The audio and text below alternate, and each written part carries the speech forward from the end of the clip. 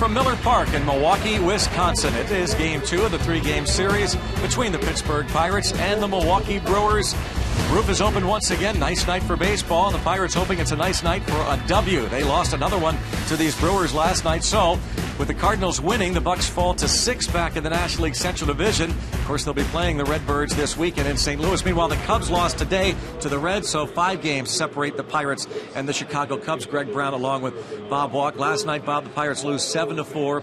And a little concern right now about some slumping guys at the top of the batting order, in particular Starling Marte. He's 0 for his last 20 at-bats. Gregory Polanco 0 for his last 12. Need to get those guys going again. Yeah, we've really seen in the past how they really make the offense go when they're hitting. You can see there 10 wins, 330 average. They've scored 18 runs. Look at all the extra base hits. I mean, these guys are tremendous table setters. Their speed causes havoc on the bases. When they don't hit, then we don't score a lot of runs, and we have losses because of that. So they really have to get in front of our big hitters and do some of that good table setting tonight. For example, last night, Andrew McCutchen, the 9-game hitting streak. Of course, they hit the late home runs, but Bob, the 3 homers were all solo shots. Yeah, that's why you got to have those guys on in front of them, so that when you get the extra base hits, when you get the home runs, I mean, Pedro, for instance, he kills the ball in this ballpark. They're going to hit some home runs. We got to have some guys on base. They can't be late solo shots. Those turn out to be meaningless. Got to have some 3-run home runs. And that, of course, will help the pitching staff, in particular tonight's starter, Jeff Locke. If the Pirates can get him some runs, that'll help. He's going to make the start tonight against the Milwaukee Brewers. He's been good against the Brew Crew this year. We'll talk about Jeff Locke and his mound opponent coming up next.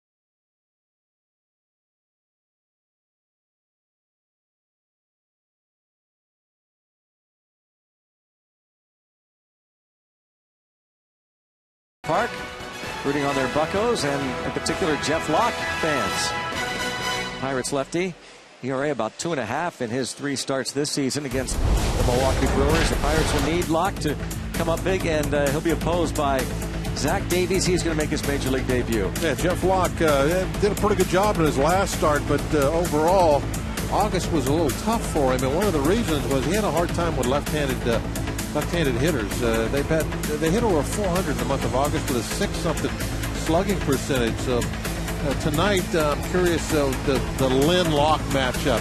That I think might be an important one. We'll look for that. As far as Davis, who knows what we're going to see from the youngster. All I know for sure is he's supposed to have a pretty good changeup, so we'll be looking for that. Jeff Locke against Zach Davies making his Major League debut. And we'll go back to the studio. Rob King and a game break.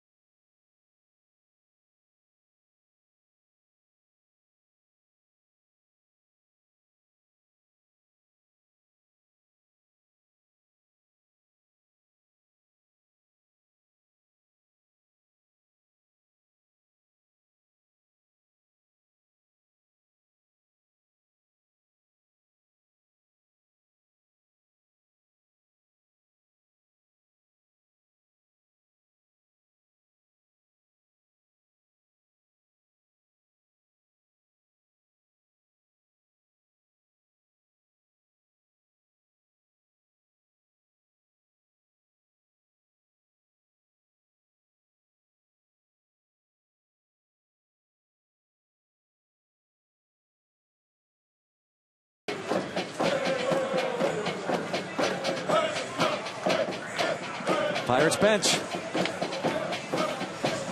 getting ready, as they do, become a pregame routine now. New dance every night as Zach Davies takes a big league hill for the first time.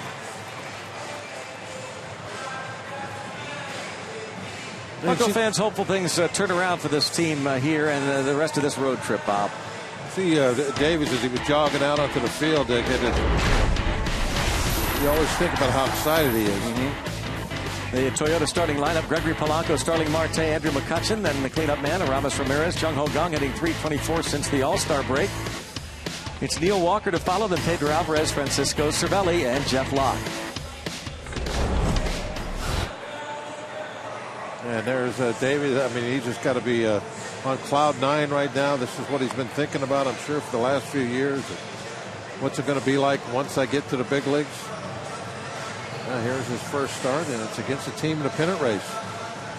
He was with the Orioles at the beginning of the season, the team that drafted him out of a high school near Chandler, out of Arizona, and a 26th round pick in 2011 by the Orioles, but traded this summer for Gerardo Parra. Zach Davies making his big league debut. Like a young Steve Blass. He needs some milkshakes. Younger looking manager as well. First pitch swinging. Gregory Polanco fouls it back. Isn't that what they told Steve? He's too skinny. You need to get some. That's right. Drink some milkshakes. Yes. Davies not very big out there. He's 6 foot, 150. Bouncer to the second baseman Herrera. And Polanco 0 for his last 13 at bats. And you take a look at the Rivers Casino tips to win. Well, I talked about that changeup that Davies has. You don't want to get pull happy with somebody with a good changeup. That could be a long night for you. And we went into it in the open about no solo home runs. We need some table setters. This guy's got to get on base tonight and start creating some offense. And when somebody hits one out of the ballpark, maybe it'll be worth 2 or 3. And Starling Marte out again early today, working with Jeff Branson, Jeff Livesey, Clint Hurdle. 0 for 20. And just 2 hits in his last 34 at bats. 2-0.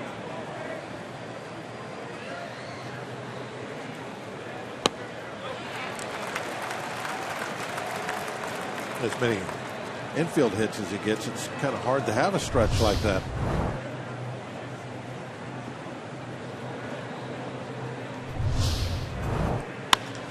And a bouncer stabbed by the third baseman Perez. Throws out Marte. Fine play by Perez. He's in tight because of the speed of Marte, so he doesn't have much time to move. Take a look at the Honda defense. Jonathan Lucroy behind the plate. Adam Lynn, Leon Herrera on the right side. Gene Segura. We just saw Hernan Perez make that play. Chris Davis, Domingo Santana, and Ryan Braun in the outfield left to right.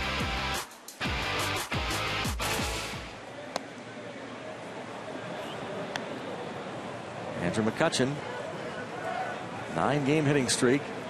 85 RBIs, tied for third in the league.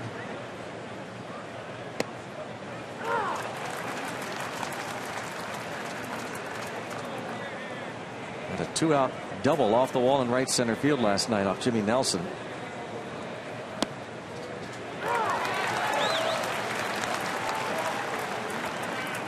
And the youngster gets the benefit of that call, which never pleases McCutchen. Well, or anybody for that matter. You figure you've been in the league exactly. a half hour, and you're getting calls like this from an MVP, perennial MVP. It doesn't make sense. He's facing his third major league hitter. Yeah. And it's an ex-MVP, as you said. You don't get a call like that.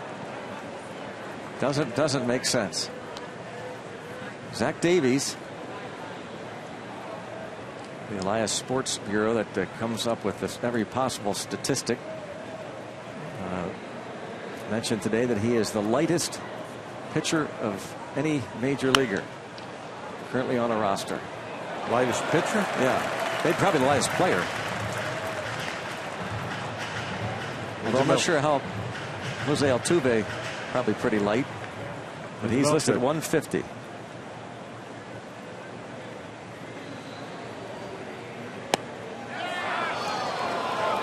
And the fans wanted that call. 3-2. Tony Randazzo behind the plate.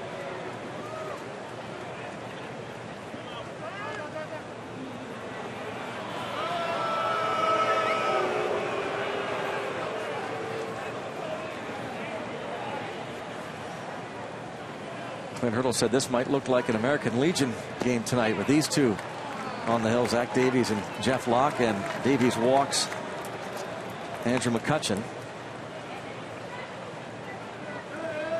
He's 22 years old. Behind the plate, Tony Randazzo. Doug Eddings is at first. Over at second, Adrian Johnson. And the crew chief at third is Bill Miller.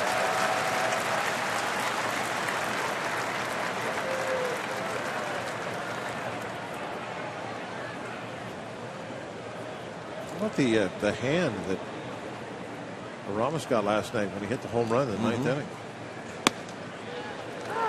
Just about all the fans, especially the ones in the lower level, were on their feet clapping for him as he came across home plate. I thought that was a real kind of a classy touch. Yeah, it was a neat thing to see. Just the fans, a little moment of appreciation. I mean, the score was out of hand, so it didn't mean anything. It was just a late solo home run, so they could do that. He will be retired easily by Gene Segura. Zach Davies has 1 inning under his belt as Jeff Locke will take the hill.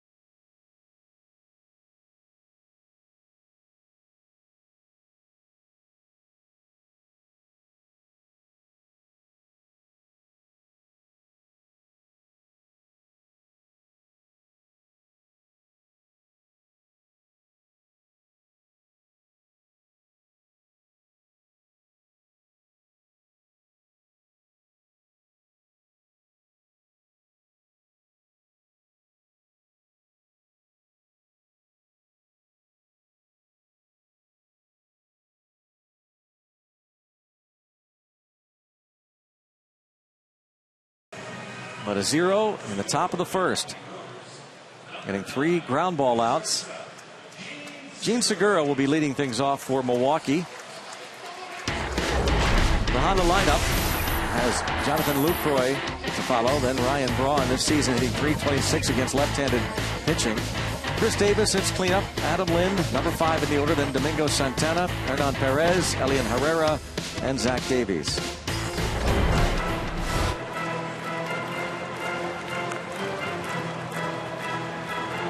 Take a look at Jeff Locke's numbers.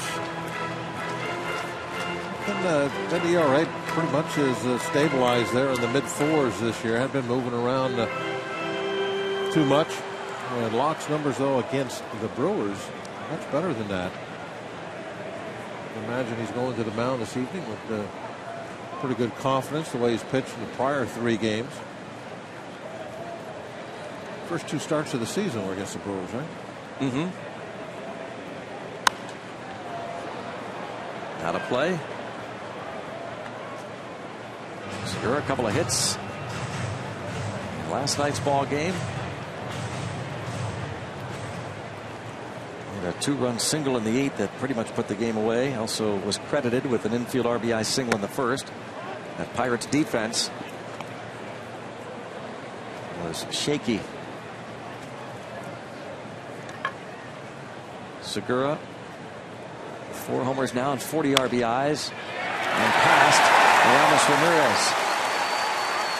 So Segura winds up at second base with a double.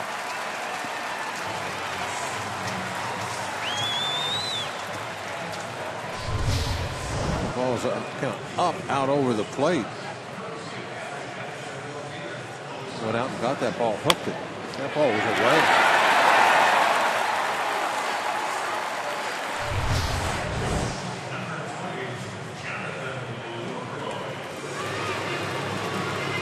Past Ramos Ramirez. I hope we don't have the same start we had last night. Boy. Had to play catch up all night. And never did. Nope.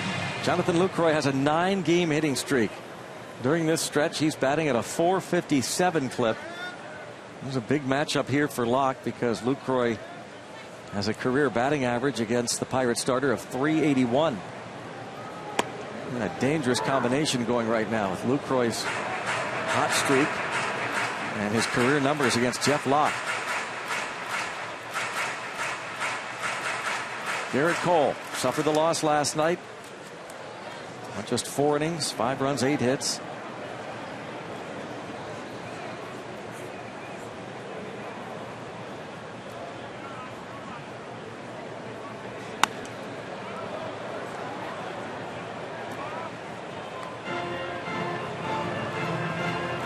Lucroy struggled much of this season, and still, even with the 9-game streak, batting under 260.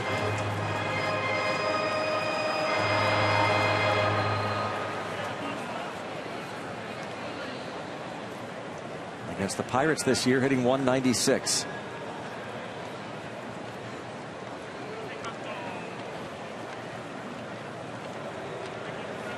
Jeff Locke, those first 2 starts this year here at Miller Park, April the 10th, 8 days later at PNC Park, won both. Lost a game here July the 19th, right after the All-Star break, and early on Cervelli and Locke need to come to terms on what to do here.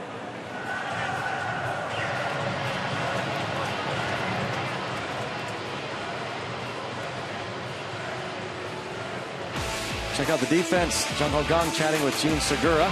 Neil Walker at second. The corners are Ramos Ramirez, Pedro Alvarez, Starling Marte, Andrew McCutcheon, Gregory Polanco in the outfield left to right, and Francisco Cervelli back behind the plate.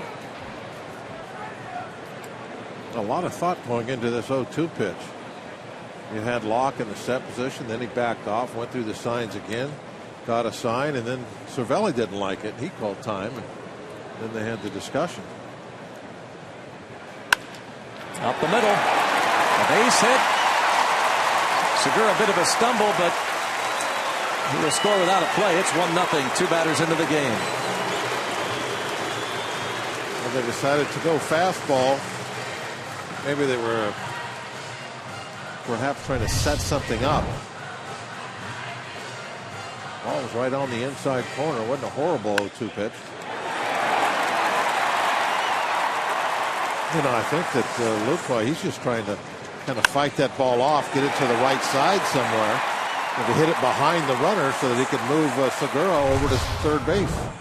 But he was lucky enough that not only did he hit the ground ball behind the runner, but it was in a hole up the middle where there was nobody playing. And a 10-game hitting streak for him. Yeah, got the hitting streak, the RBI.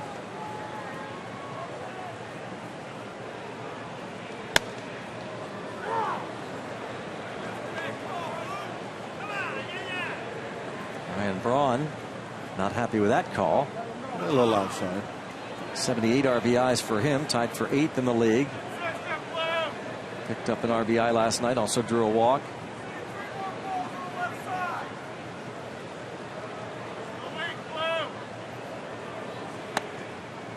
Somebody you can hear down in the crowd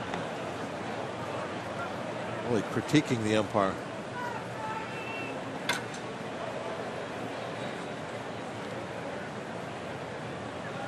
Not a big crowd. See, these are the kind of crowds where you can hear all those guys. Hear everything they say.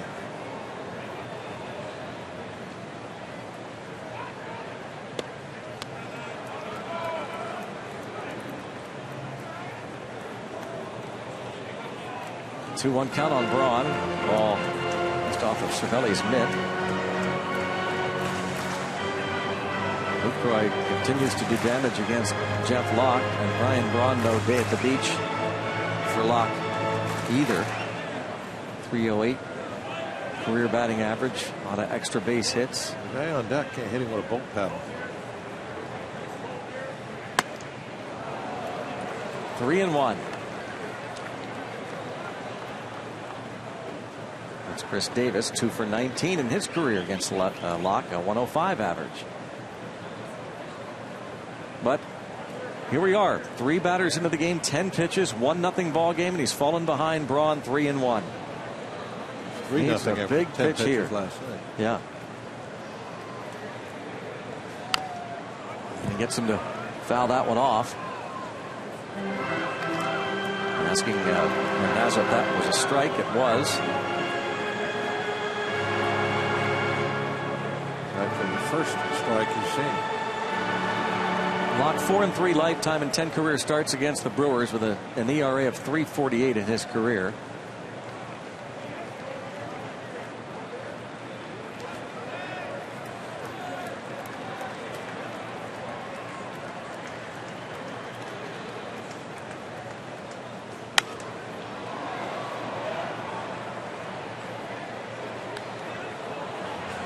Stays 3-2. Braun recently became the Brewers franchise all-time home run leader, surpassing Robin Yount. Braun with 254 career home runs. They've had some guys who could hit home runs here. I kind of thought it would be a little higher than that.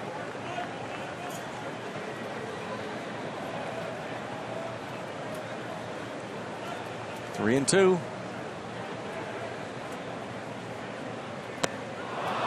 Big strikeout for Locke. Very nice. Now he has Davis coming up, somebody that normally he handles very well. Yeah, Braun really never got much to hit. And didn't have a lot of patience. So he's going to go back and sit down.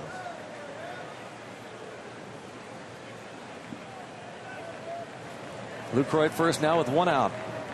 As the pitcher, Zach Davies, looks on. Hit to the left center field gap. Going to have to get that one in a hurry. Keep the runner from scoring. Might have a chance of not a great relay throw on either end. Really kind of weak. And it's a double in a 2-0 ball game. How about that? He gets Braun. He strikes Braun out. Somebody hits him very well. Davies gets up there. That doesn't hit him at all, and he crushes one into the gap. Trying to go fastball in, and it just didn't get by him.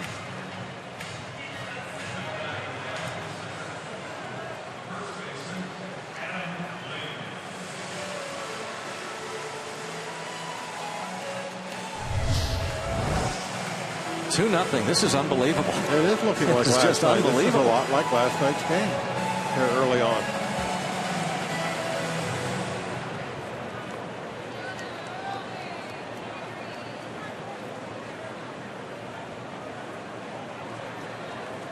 Here is Adam Lind.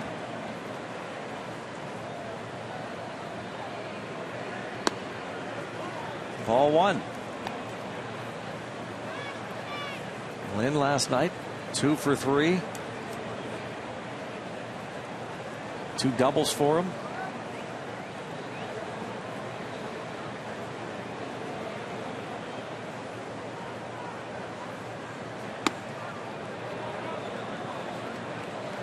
And now another trip to the mound for Cervelli to Locke. 2-0 count.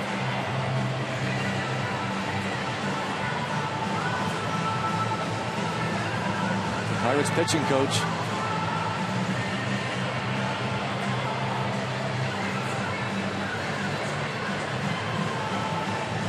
He has not enjoyed the last 2 first innings. And I'm sure with Cole, he was shocked that he had to go to the mound, make a visit in the first inning.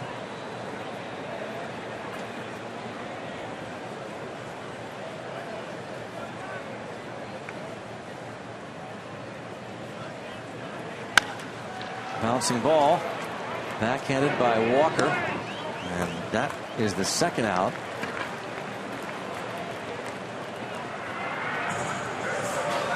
They will bring up Domingo Santana. Lynn bounces out against Locke.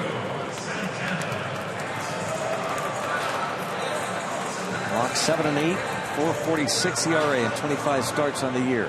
Brewers seem to be very high on this young man, Santana, stepping in now. Picked him up in the Mike Fiers Carlos Gomez deal from the Astros. And playing in his 10th game with Milwaukee. 0 for 3, hit by a pitch last night. Greg Counsell was very pleased with what his Brewers did last night to jump on Cole and win that ball game. You can always kind of tell a little bit about what a team thinks of somebody by the number they give him. And then they handed him number 16. So they expect him to be here a while. That was Rom's number.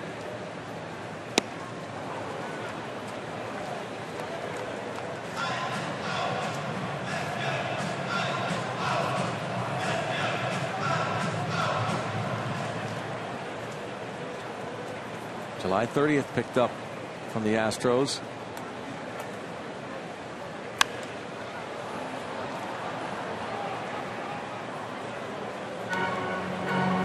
Mike fires the pitcher, and the center fielder Carlos Gomez to the Astros in that deal.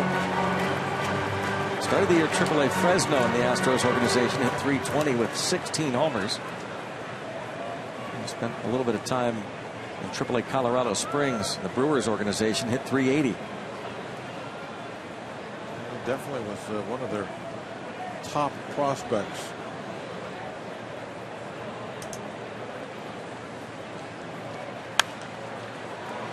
Well, you can see where the Astros, they already have such good young talent up at the big league level already that they, I'm sure, felt like, well, we can afford to give up one of our prospects.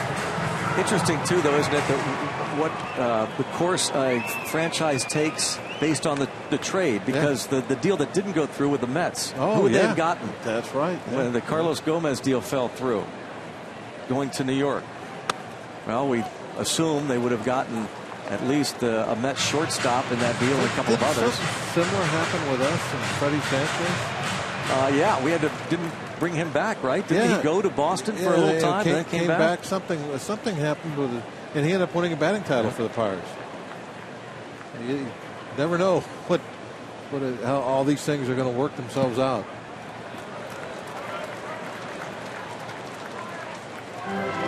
Jeff Suppan went to Boston in that deal along with a couple others, and then a new deal had to be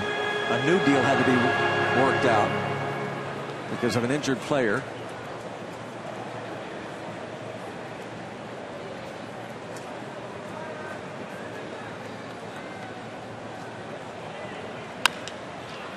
Mike Gonzalez involved in that deal. Young throws out Santana. A couple of runs in. It is 2-0 after one.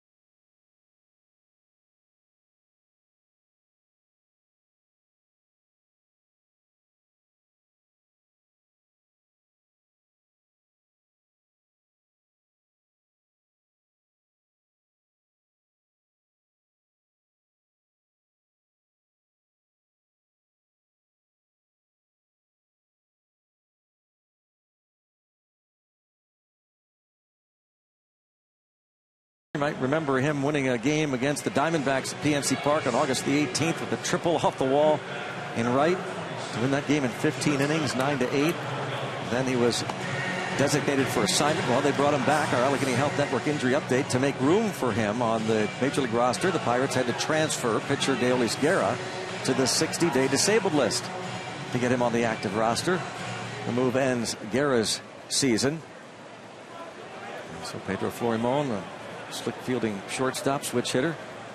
Well, the Pirates are certainly going to be well manned Yeah. Going into September, as you should be. I mean, why not take advantage of the rules, especially when you're in a pennant race? They got 10 guys in the bullpen, and I think is it 9 or 10 on the bench. Travis Snyder, plenty of extras. One of the new additions. Jung Ho Kang just stepped in and calls time. Saw Andrew McCutchen do that. Now the Brewers bench isn't happy that twice the Pirates have done that to Zach Davies, making his major league debut. Well, LaCroix probably should kind of take it into his. Don't give signs until the hitter's ready to hit. Because Davies, you see right away, once he nods yes to the sign, he wants to wind up and throw.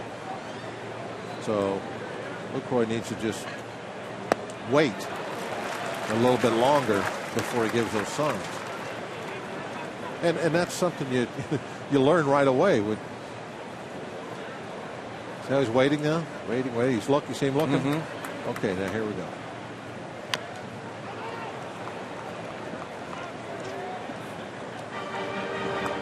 Yeah, I mean, that's catching 101. You're figuring out all the little nuances of every pitcher you got to have to handle.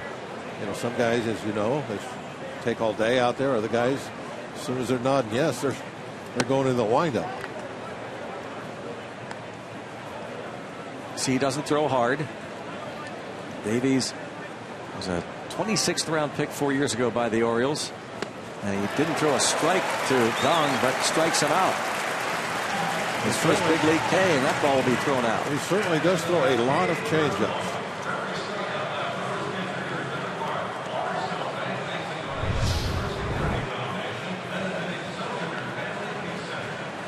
Change up there. So his first major league strikeout. Now Neil Walker.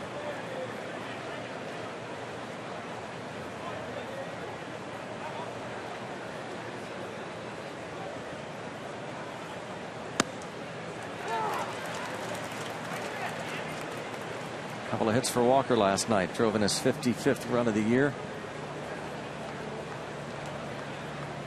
RBI single in the 5th inning.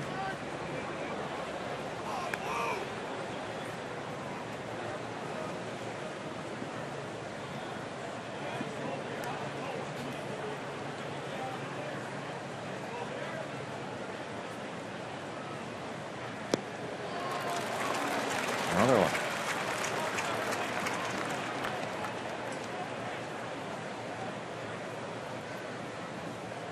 Davies getting a shot in the rotation with Kyle Loesch relegated to the bullpen. They used another rookie for a time, Tyler Cravey. To deep center field. Santana at the track for the second out.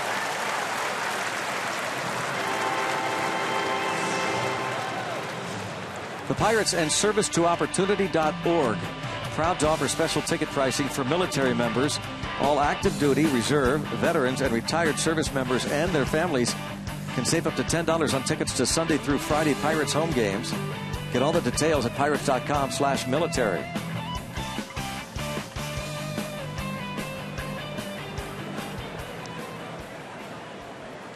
Take advantage of that. As Pedro Alvarez takes ball one. Line drive home run. Leading off the 8th inning last night for Alvarez, his 22nd of the year. You remember when's the last time Pedro hit a home run that just went to the second row? No, that doesn't happen. When he hits them, they're bombs. That one last night might have bounced out into the parking lot. They got the windows open.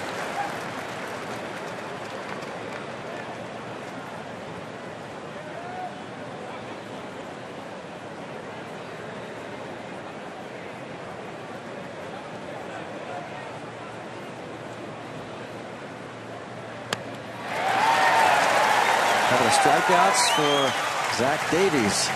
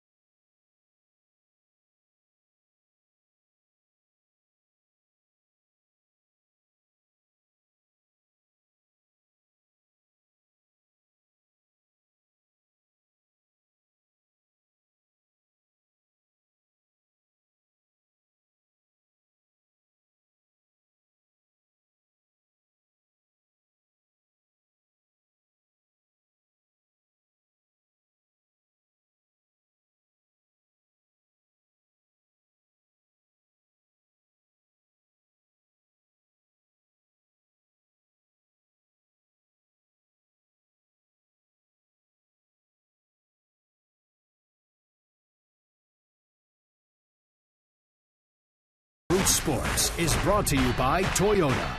Toyota helps you get the most out of your drive. Just ask a friend who drives one. Toyota, let's go places. And by Barrel Automotive, we're driven to be better. Let's go Bucks. 2-0 Milwaukee. Go to the bottom of the second. That sign, Hayens. We came all the way from Pittsburgh. Hernan Perez swings and misses the first pitch from Locke.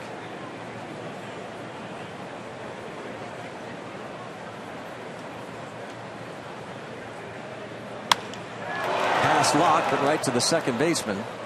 Neil Walker right there. Right up the middle.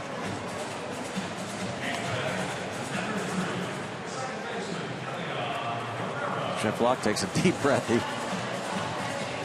duck out of the way of that one hopper. Brings up Elian Herrera. I'm sure he wasn't thinking, well, there's an out. Right. But sure enough, Walker positioned perfectly right behind second base. Made an easy out of it.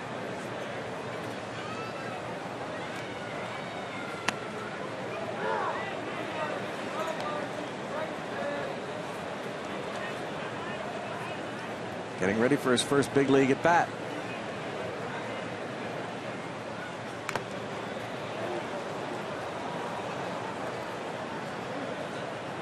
And then Cervelli once again down. He left the game early last night.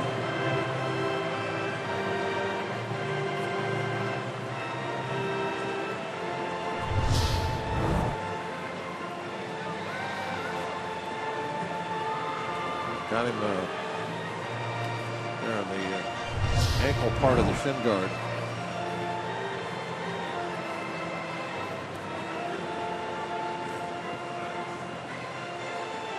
And Todd Tomczyk, trainer out there checking on Cervelli.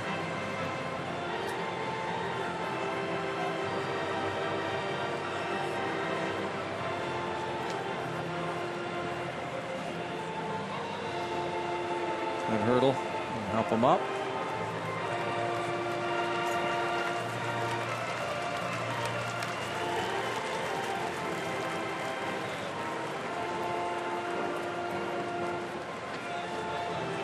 Cervelli's former club, the Yankees, were 13-8 winners over Boston earlier today. The Yankees trying to catch the Blue Jays in the American League East. Angels were 9-4 winners over Oakland. The Reds beat the Cubs 7-4, and the Marlins beat the Braves 7-3. Those finals from earlier today, and Cervelli's going to stay in the ball game. We'll be watching that Cardinal game there in the bottom of the second in St. Louis. 0-0. Washington and St. Louis scoreless.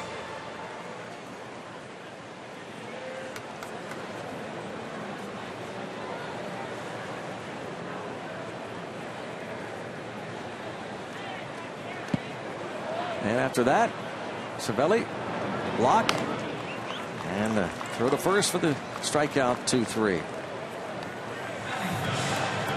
Good 2-strike curveball. Put it right where he wanted to. Bounce it right in front of your catcher. Herrera almost like a pitcher when he hits from the right side. Locke hopefully can take advantage of that and this. Zach Davies, 1 for 7 in the minor leagues over parts of 4 seasons.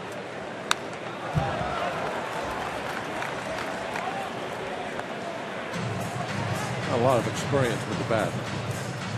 No. 4 years in the minors, 7 at bats. Shouldn't expect too much out of him right here. Well, I wouldn't, but I mean, I'd go right after him. Pretty intimidating. He is thin, isn't he? I guess the next thinnest is Jesse Chavez, the former Pirates pitcher, now with Oakland. That's 6'2", 160.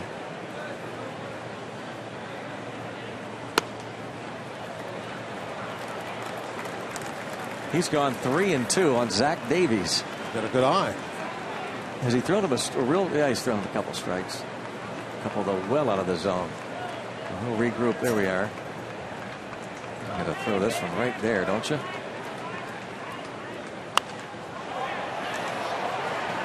That's going to make this dugout, I think.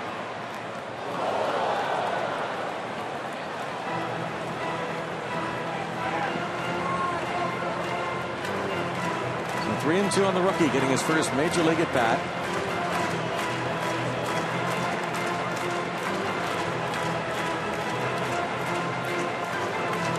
Got his hit this season in Colorado Springs. Everybody hits at that Oh, is that right? altitude, yeah. Did you hit there? Never played there. Denver was a minor league team back then.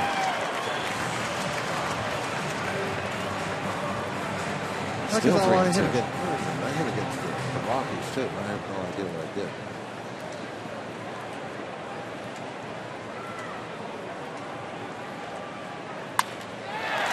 Bouncing ball. Walker to first. And a 1-2-3 bottom of the second. 2-0 Brewers.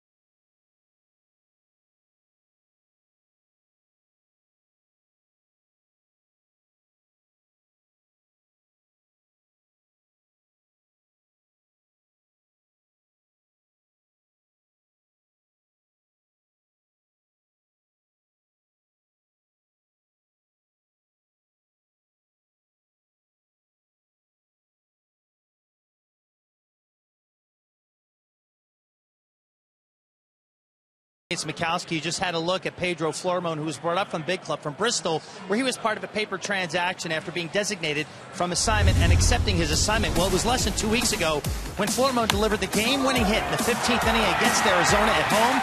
And the next day, guess what? When he got to the clubhouse, he found out he was designated for assignment. I asked him what the experience was like to win the game one night, and the next day, you're not even on the team. He told me he was surprised and disappointed to be designated, but he also knows when you're not hitting consistently, you go back to the minor leagues. Greg and Bobby was batting around 100 at the time of the game-winning hit, so he understood what was going on, but he told me he stayed positive through the whole experience, and here he is, back with the big club after the roster expansion yesterday. Yeah, Robbie, we're just talking about that fact that Florimon hit that triple to win it and then DFA'd the next day, and I guess that's the life of a guy really who's been known for just an outstanding glove, not much of a hitter, so the triple was an absolute bonus and one of the thrills of his life. But, took it very professionally when he was DFA'd, and the Pirates got him back, and here he is. Yeah, it was just a kind of a tough situation. You kind of knew somebody was going to go. So I'm sure that before the game, there's always everybody knew that's what was going to happen. Writing on the wall. So just because he hits the triple doesn't mean you don't change your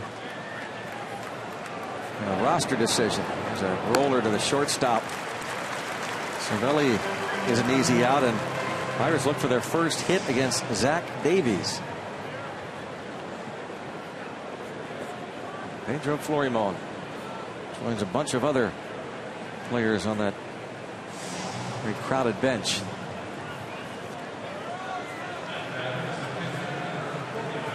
This is the 4th time this season the Pirates have seen a pitcher make his major league debut. Taylor Youngman of these Brewers made his big league debut June the 9th. Against the Pirates, went 7 innings, gave up 3 hits, 1 run. An outstanding debut. We'll see Taylor Youngman, by the way, tomorrow night. Josh Smith of the Cincinnati Reds on June the 23rd lasted only 3 innings, gave up 3 hits, 4 runs. Pirates won that ball game 7-6. Kavius Sampson of the Reds on August the 2nd suffered a 3-0 loss, going 5 innings, giving up 3 runs. Pirates winning that game. So here, Zach Davies, 4th time the Pirates see a pitcher making his major league debut, and he strikes out his bound opponent quickly. 2 up, 2 down. We want to see your strongest fan photo. Use the hashtag PittDataStrongFan, and you just might see yourself in an upcoming telecast. Brought to you by T-Mobile. Pitt Data Strong Fan. Some fans rooting on the Pirates, hoping this second time around they'll figure things out against Zach Davies.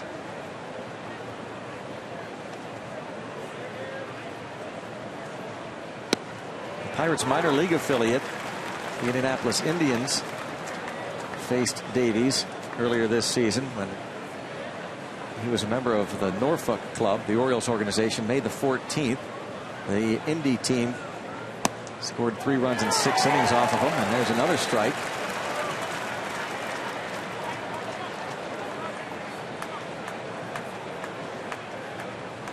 Charlie Morton actually was rehabbing and won that ball game.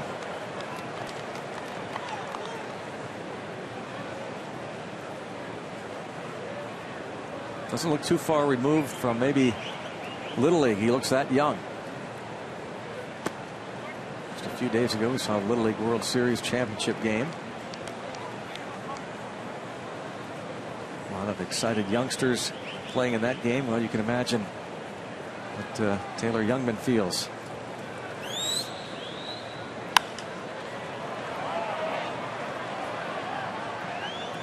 How old were you when you made your big league debut, Bob? 23. So you know the feeling then. Against the Pirates. Pirates lost. Pirates lost? Oh, yeah. You beat the Pirates in your major league debut. I'm just going to say the Pirates lost. We'll leave it at that. You don't want us to go into any details. No. Just the final the Pirates score lost. Is all we need. Yep.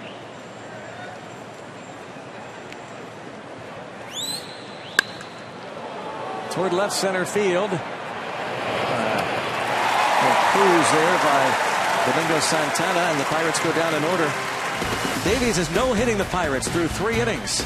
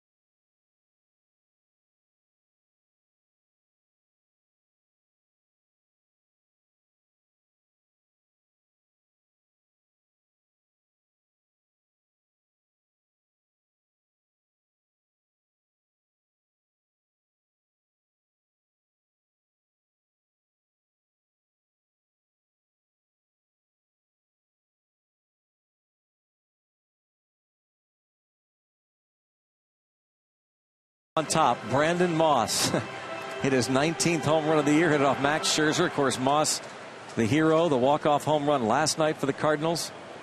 And the Nationals are reeling. The Washington Nationals just can't figure anything out.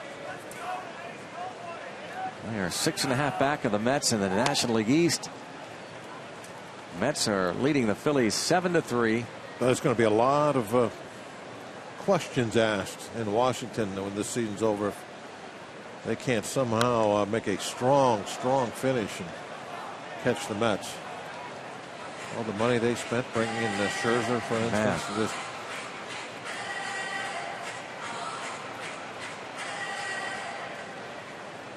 one ball, one strike.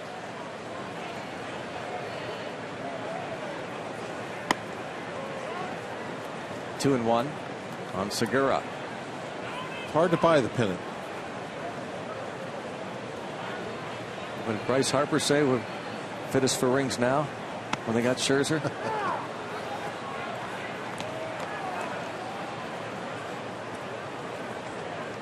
Baseball gods must have read that.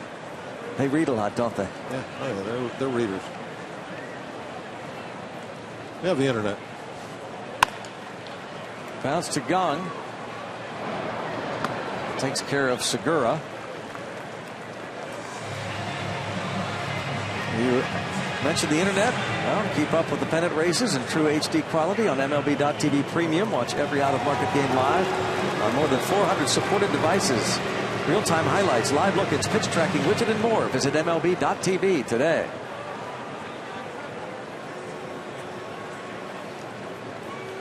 Jonathan Lucroy singled in a run in the first.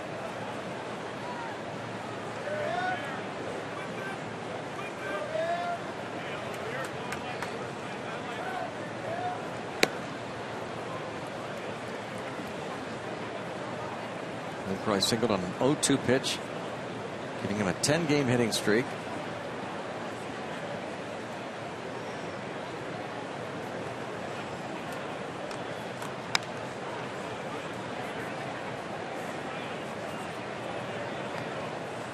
Lucroy spent time on the disabled list this season.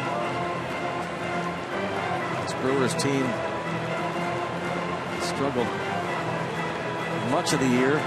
Lost their manager Ron Renicky. He was fired in May. Greg Counsell taking over. The Brewers now 56 and 75 on the year, trying to stay out of last place in the Central.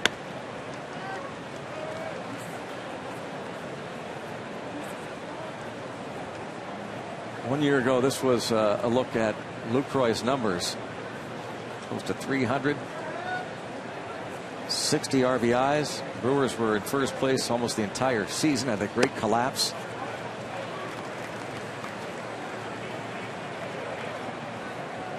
Kind of surprised leaders, though, the entire season. I don't think a whole lot of people would have picked them last year. They certainly gave it a good run for a while. Lined out toward Marte, and he is there.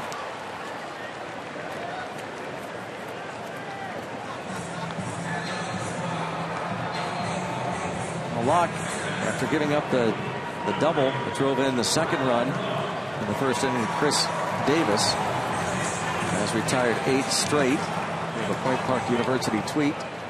Bob Walk's debut. Oh, did someone have to do this? Better yet, did we have to have it on the screen? You know, they could have avoided putting that on there. Yeah, a lot of your things, buddies in the truck. A lot of things get tweeted. Yeah. That they don't put on the screen. That's so right. Why would that be put on the screen? And by the way, how do we know that's even factual? Oh, it looked pretty like a bad line. Yeah, so you can tweet anything you want. Factual. It's probably factual. It's a bad line. Don't know if it's factual, but I do know, regardless, that trailer, your buddies the Gypsies, certainly didn't have to put that on the screen.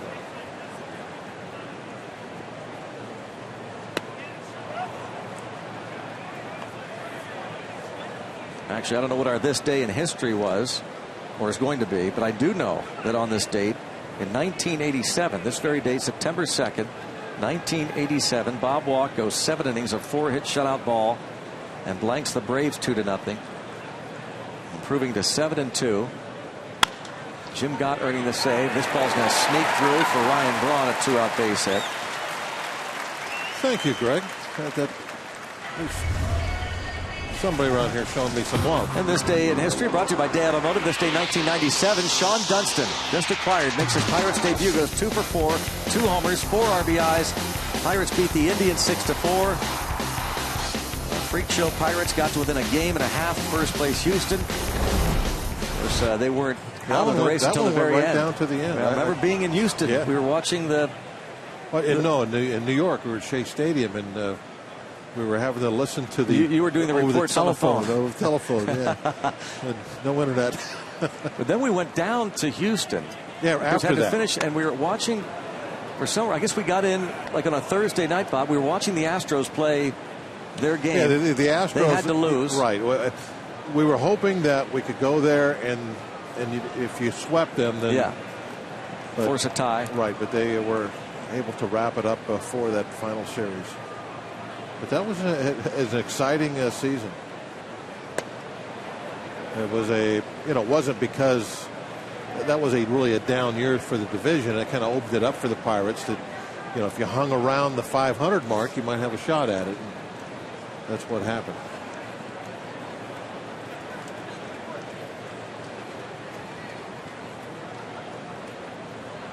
Well, that was fun, though, when the game was not televised. We were on the radio, and we had Bob in another booth on the telephone getting reports. Talking to somebody in Houston, and everything that would happen, they would tell me, I'd tell you guys. Wish a happy birthday to Milo Hamilton, speaking of Houston. Former Pirates voice and one-time Astros voice as well.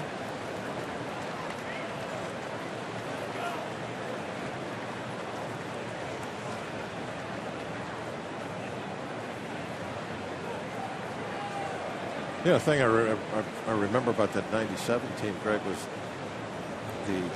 the health of the starting rotation. Really stayed together. Yeah. That was a big part of the Pirates challenging Houston. There's a swinging bunt base hit for Davis.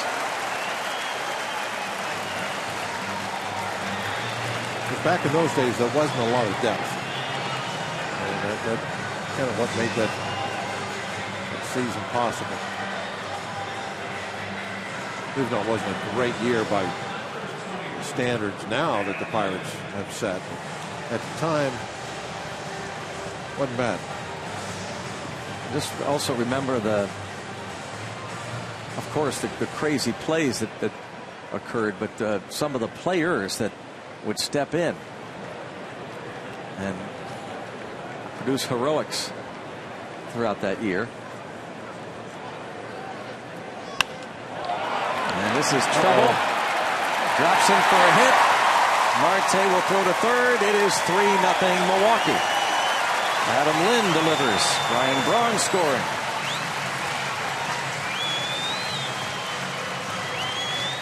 Well, Lind doesn't really hit this one very well, but that turned out as a plus for him. Ball didn't carry, just dunks in for the RBI. Because there's 2 outs, the runners are off on contact. They don't have to wait around, see if something's going to fall in.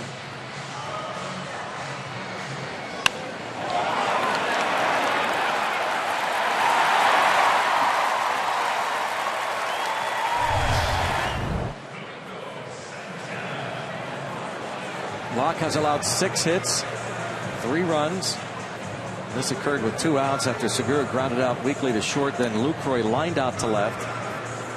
Braun, the ground single through the left side of the infield.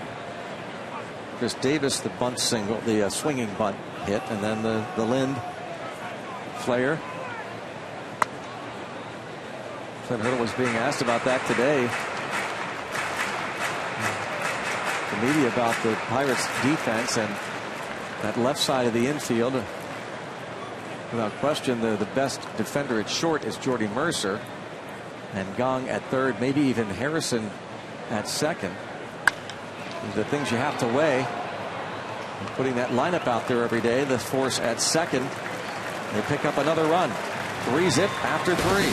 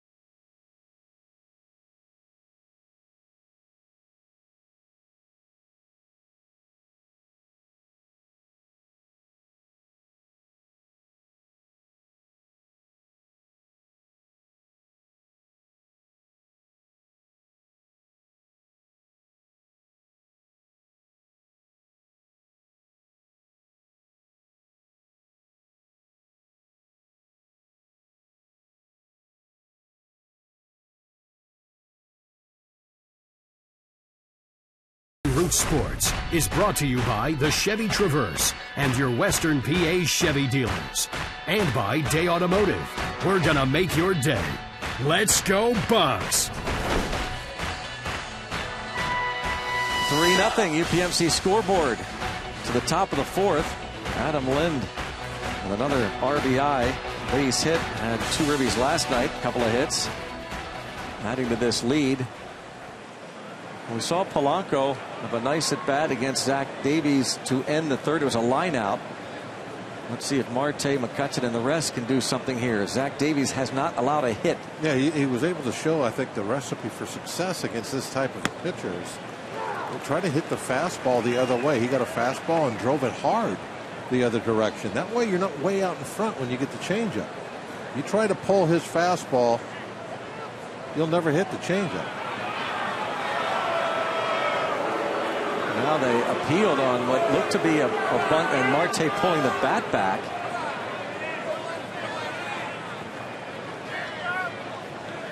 And then time was called. And a line drive toward left field. How good does that feel for Starling Marte? Now that was the changeup. I'm sure he's thinking fastball either up the middle or to right center. So when you get the changeup, you're right on time for it now.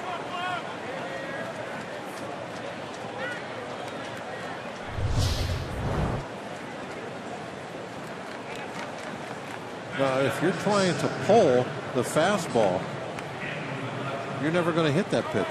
You'll always be way out in front. Well, Marte ends an 0 for 21 hitless streak with that double to left field. See if that doesn't get him going. And another player that called time. We saw moments before the double to get set before Davies delivered. Good job on jinxing the no-hitter, too. The first hitter after you mentioned the no-hitter. Yeah. I know.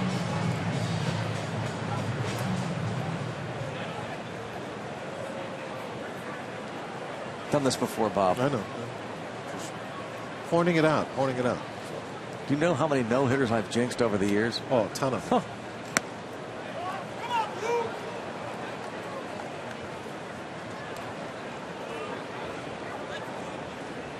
1 ball, 1 strike.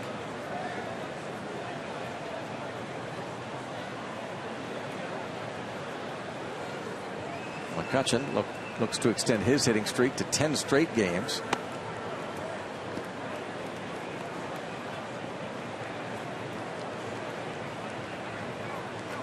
Coming off a great month of August.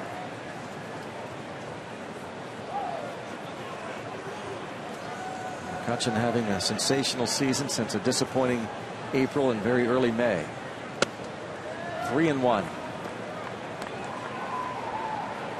Now maybe start to see Davies' inexperience here, giving up that line double to left after Polanco lined out to end the third.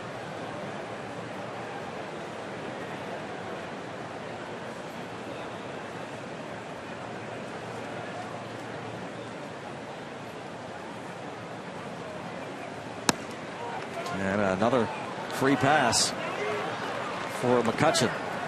2 on, no one out.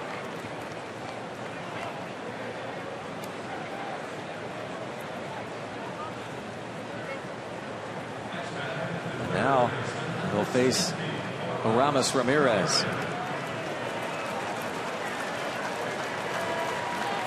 Here's the 22-year-old making his first major league appearance, first big league start.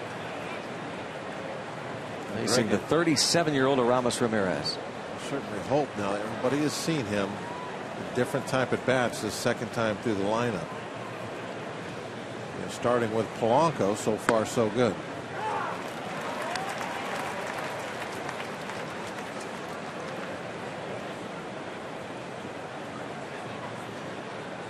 Last 6 games played here, Aramis Ramirez hitting over 400 at Miller Park.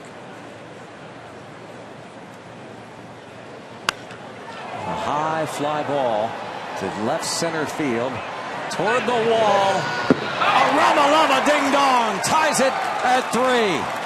Aramis Ramirez with his fourth Pirate home run. It's a 3-3 ball game. Well, Greg, I think this is what the Oakland was about, wasn't it?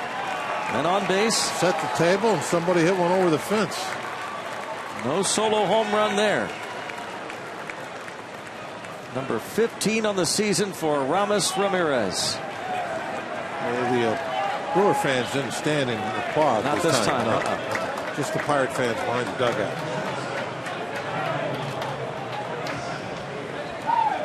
Well, since August the 6th, Ramirez hits his fourth home run. Watch this. He was pretty certain. He's hit a few. He's been here. He's hit a few into that bullpen. There's a line out to right. Going the other way. Yeah. Although I think that was a changeup he hit the other way. Still, same thing. Ramos Ramirez. Stay back. Get that. Threw that fastball where he wanted it. That's 3 homers for Ramirez in the last 4 games for him.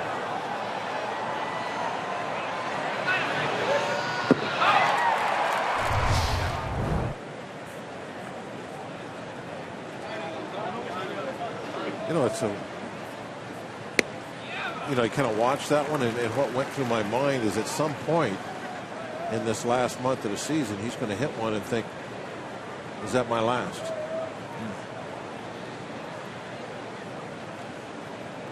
It's got to be really weird going through a season knowing that that's it. You're going to be done at the end. Most guys don't go out on their own terms. They're told that's it, and they think they're still going to be playing, so they don't have the emotions and the thoughts that, say, a Ramos is going to have this last month of the season. There will be a pregame ceremony tomorrow honoring Ramos Ramirez.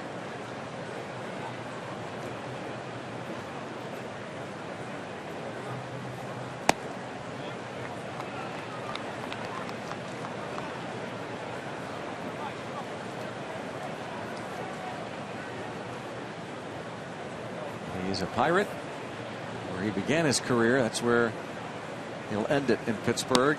Hopefully after a long playoff run. 3-2 now. Ramirez spent 3.5 years in Milwaukee. Parts of 6 big league seasons in a Pirates uniform before the deal to the Cubs in 2003. Grounded to Lynn.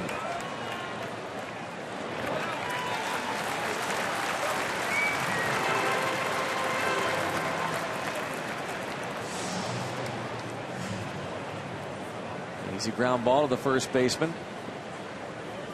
So Zach Davies, after giving up a double walk home run, Gong lines out and Walker grounds out.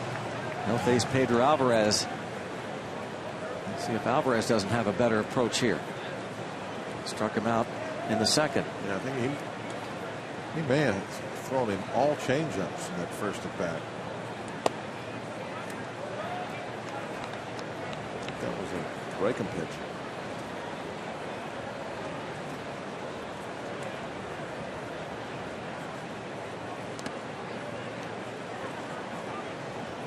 Two and 0.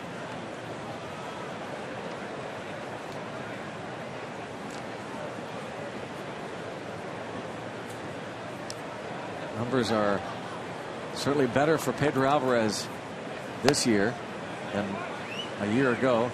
He hasn't seen a fastball yet. You wouldn't figure he'd even see one here, would you? Nope. Yeah, he didn't. Got another changeup.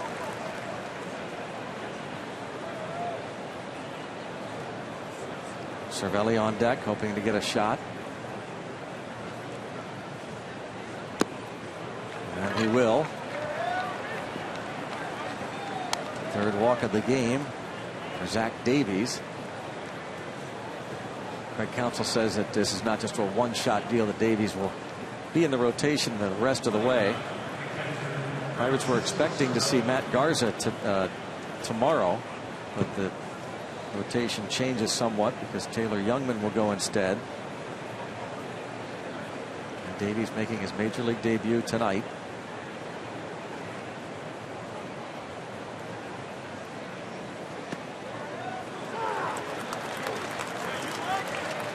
Cervelli says nope, was not a strike, Mr. Randazzo.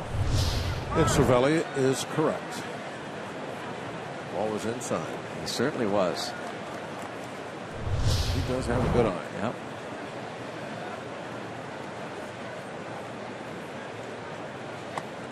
And he will let the umpires know. He's not afraid of that.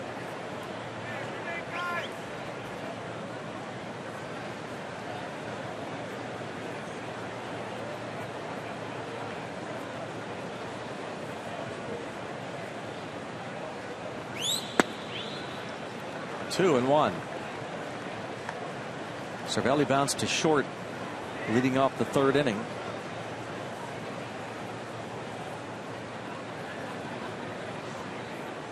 And for Zach Davies, had a pretty easy first 3 innings. Now we'll throw his 25th pitch of this 4th inning.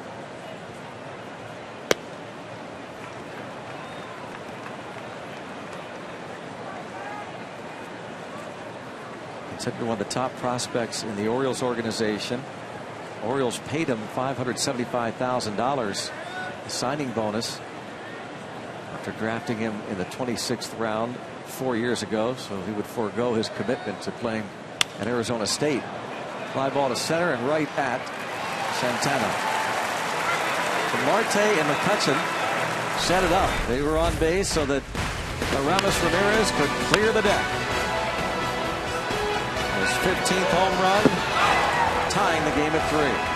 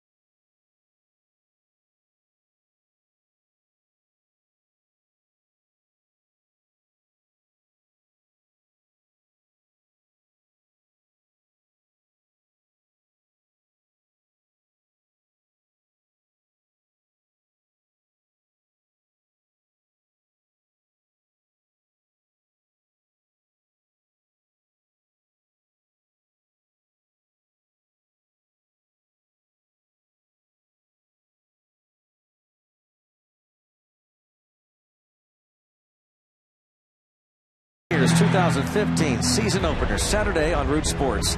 See Dana Holgerson and his team kick off their season as they host the Georgia Southern Eagles, all part of Wild and Wonderful Sports, and it starts Saturday at 7:30 on Root Sports. Wild and Wonderful Aramis Ramirez back in Milwaukee, and a 3-run home run for the veteran third baseman to tie the game. That one swing. Hernan Perez will lead things off. Point Park University tweets about the Aramis Ramirez home run. About the amount of RBIs that Aramis has picked up as a Pirate. It's going to be quite a total. 24. Total by the end of the year. 24 in 32 games. Yeah, I mean, you would think he's going to end up, well, at this pace, going to end up with 40-something. Mm-hmm. The last 2 months of the season. Remarkable.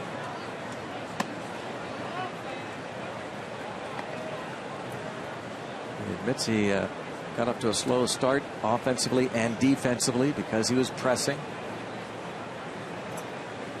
We heard Brandon Moss say the same thing last night when he won the game for the Cardinals. He's gotten on an unbelievable tear for the Redbirds. Said, I came over in a trade. I wanted to impress.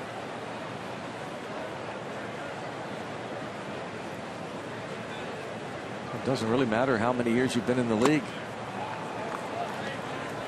It really is what you fight from the first day, trying to do too much. That's why young guys sometimes get into trouble and struggle so much in the first couple of years, even. Is that you don't stay within yourself. Always trying to be too good. Think you have to be better than you are.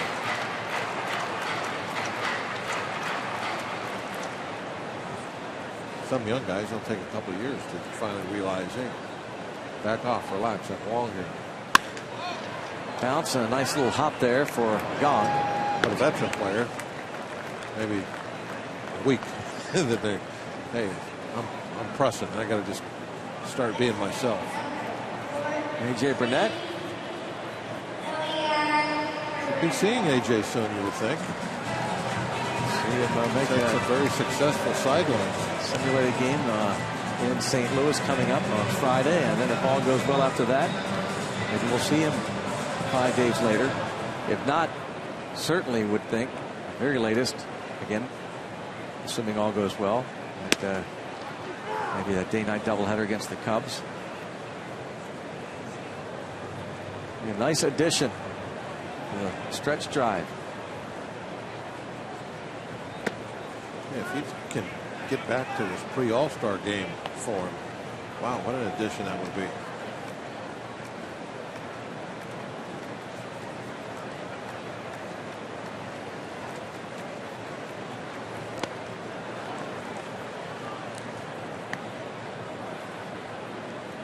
One ball, two strikes on Herrera.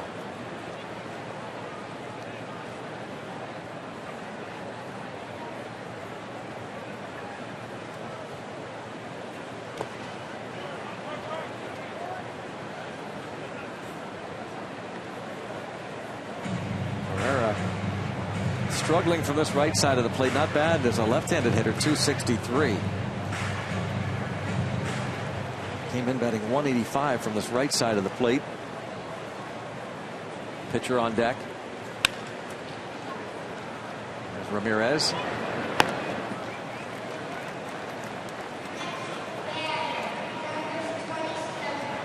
Two away.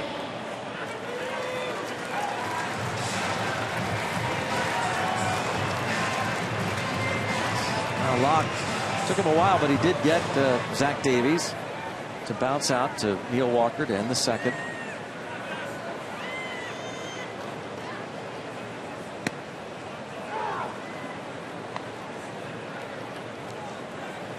Nationals now have the lead over the Cardinals.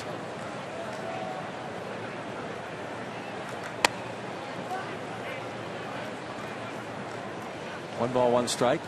Zimmerman. It is 15th. And Jason Worth tied it. Ryan Zimmerman untied it. And look at this. Toward the left center field gap. Zach Davies. A two-out single.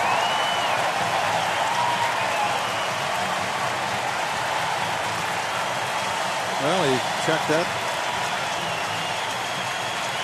box. Got a hit now.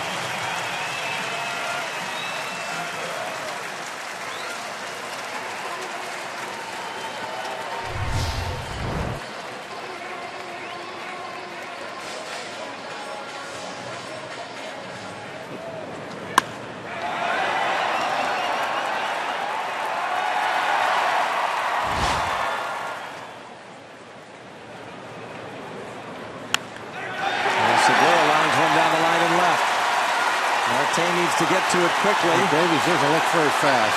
Cedar's going to hold him. He dropped the ball. Cedar made a mistake. Well, Cedar, the third base coach, held Davies. He took his eye off what was going on in the corner. He just assumed that Marte was going to play that ball cleanly, and then I think he started watching Davies and didn't realize that Marte was struggling with the ball a little bit. Let's see where he's looking here. Oh, then he's saying go, go, go. Oh, yep, but he'd already stopped him. He did see the bobble, but he had already put up the. I mean, you total an inexperienced runner.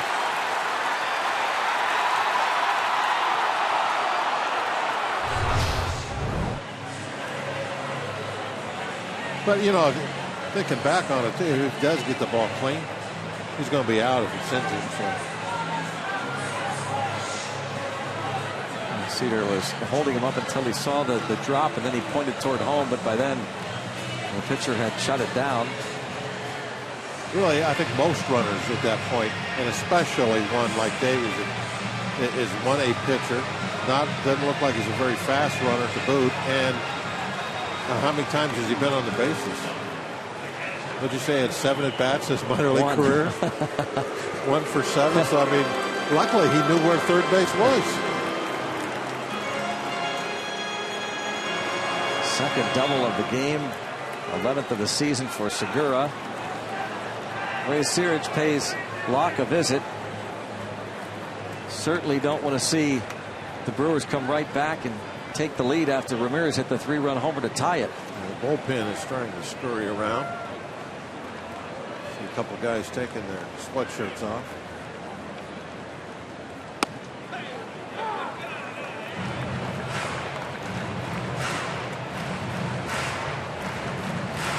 Jared Hughes, Bobby LaFramboise.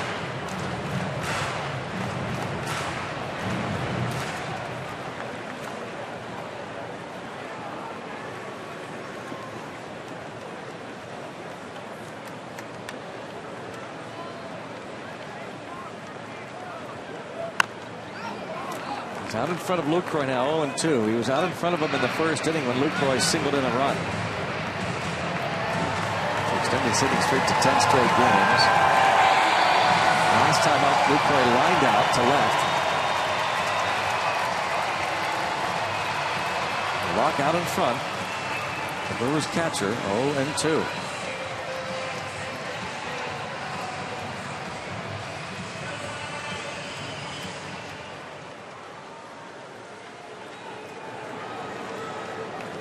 Lucroy with 9 hits and 23 career at-bats against Jeff Locke. That's a .391 average.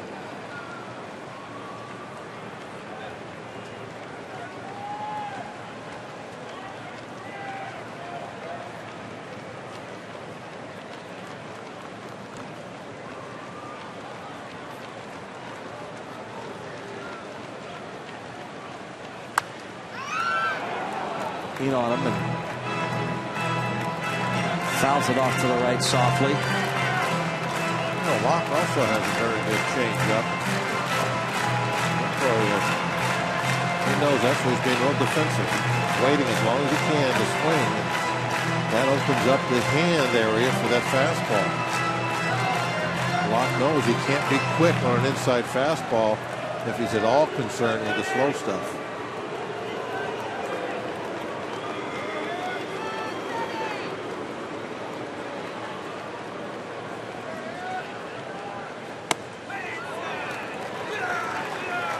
And 2.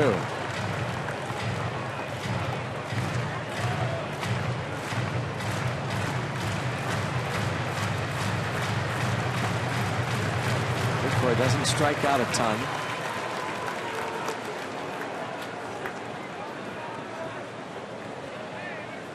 Hard to get him to chase. They're really trying to work him up on his hands. Now 1 away. And that's not where it went. It's a 2-run single. Looked as though Cervelli wanted it down and away, and it was looking right down the middle. Oh, yeah, they had him set up. I mean, it was great control up into that point. You saw the nice little cluster up and in on his hands. So they definitely work to set up this pitch, something down and away. And it just went right down Broad Street, right there. Wish you could tell him. Disappointing. Philly roots. Disappointing start for Jeff Locke. That's going to finish his night. He is going to go 3 2/3, give up 9 hits, 5 runs, and responsible for Lucroy, and leaves trailing 5-3.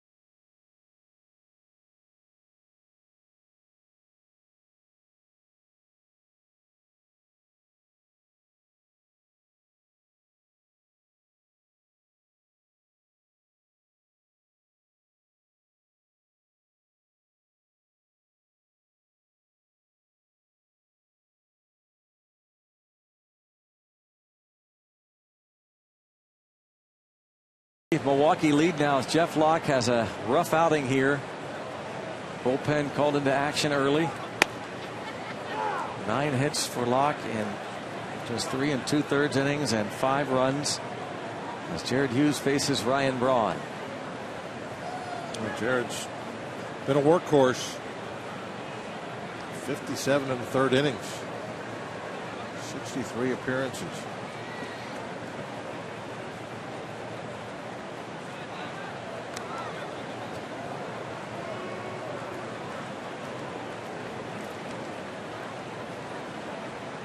Lucroy has 1 stolen base.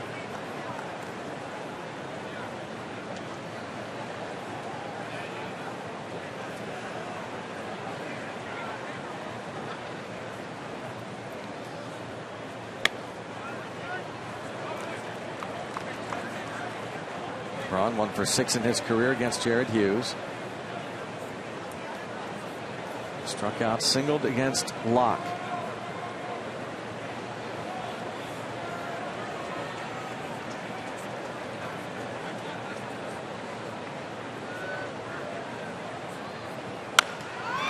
Stabbed by Jared Hughes, so he gets the final out. But after the Pirates tied it with 2 outs, the pitcher Zach Davies singled, Gene Segura doubled. Lucroy brought them both home.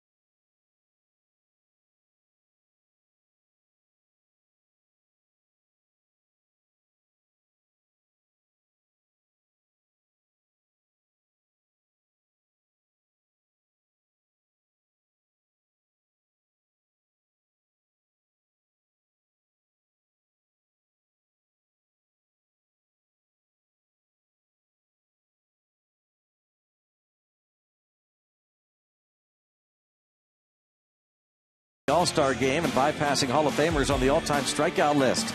Journey across an emotional final season with the man they call Batman on Inside Pirates Baseball. A.J. Burnett, Bat Turn, tonight after post-game on Root Sports.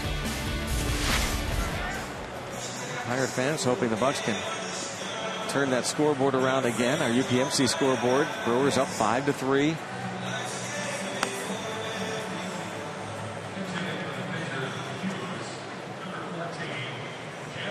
Jonathan Lucroy with 2 strikes, as he did in the first inning.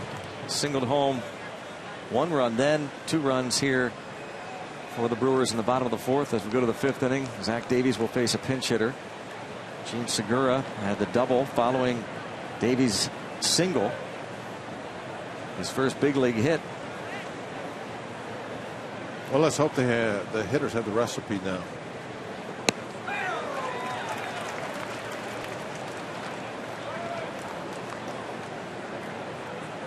Decker was fooled by the changeup.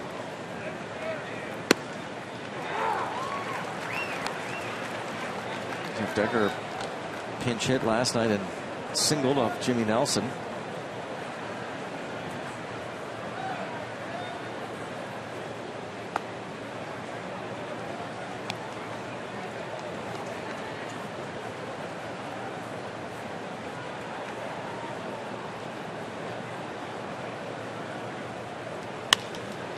Goes the other way, and the ball's going to drop in. So Jeff Decker right back to the big league club. He had some really solid pinch hit appearances earlier this season. And his first 2 times up as a pinch hitter, singles both times. He changed his approach after that first swing where he was way up front on the changeup. Now he's sitting back waiting. He takes the fastball the other direction so that wouldn't happen. I mean, that definitely is the way everybody has to play this. I mean, we saw him throw Pedro Alvarez a 3-0 changeup. So I mean, you could never. There's no count you can get him in where you think, okay, now I can set on a fastball. That's not going to happen. So you have to have an approach that you might get a changeup on every single pitch. Remember that Polanco at bat in the 3rd inning where he lined out the other way. His first time up, he bounced out to the right side of the infield.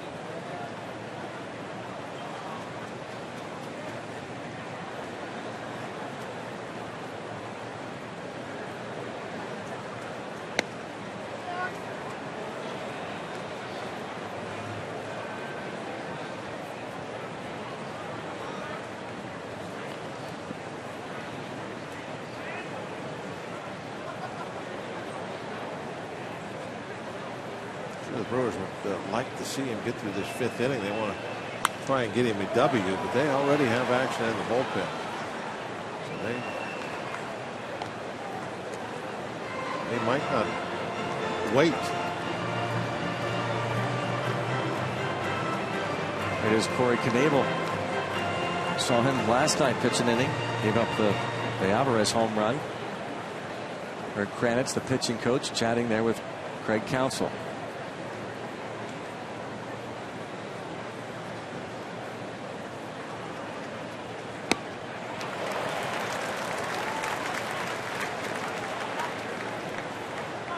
Polanco is thinking about the fastball and the 2-1 pitch. He's definitely thinking fastball there. Look at that swing. Brought him down to one knee. He was so far out in front.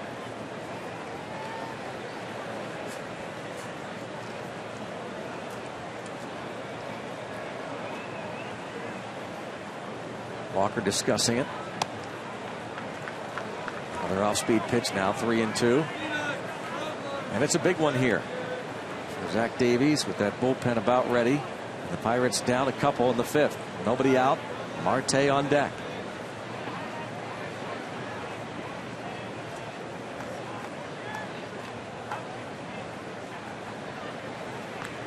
Paying attention to the runner now, Decker.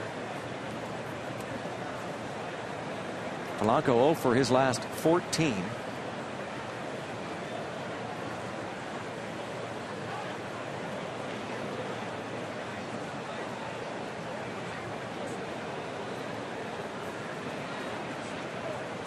goes Decker. And it's popped up toward the seats. And Polanco will get another shot. Decker took off on the 3-2 pitch to Polanco.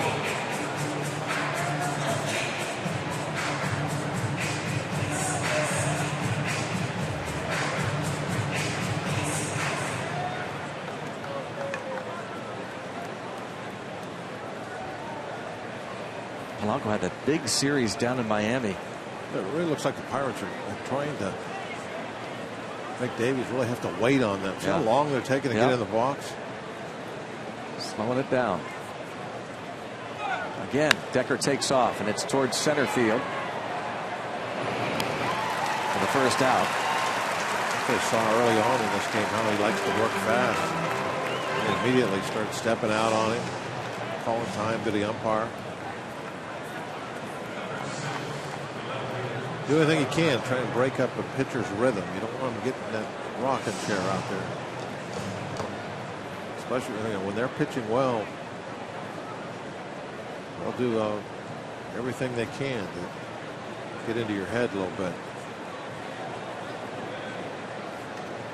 Hitting coach Jeff Branson.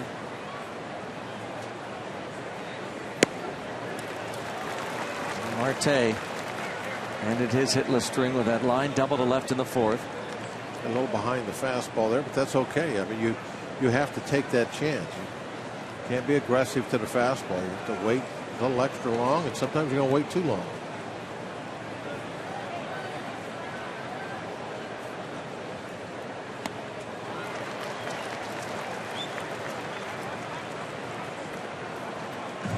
Back up slider.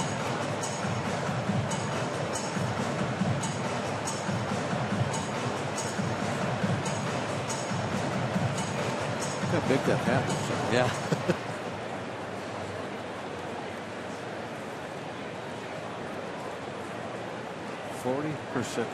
46% changeups.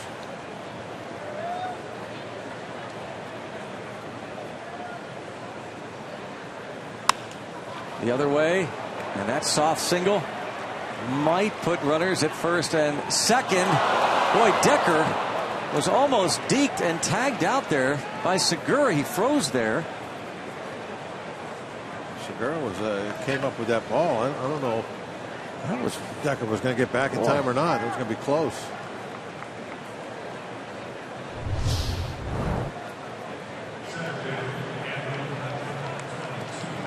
I'm not aware that Segura is standing right there. Segura holds that tag on there. He's out. Greg Counsell's going to make a pitching change with 2 on and 1 out in the 5th. Zach Davies, Major League debut. He won't qualify for a W. That gets a nice ovation from the crowd here. 22-year-old leads with the Brewers out by a couple.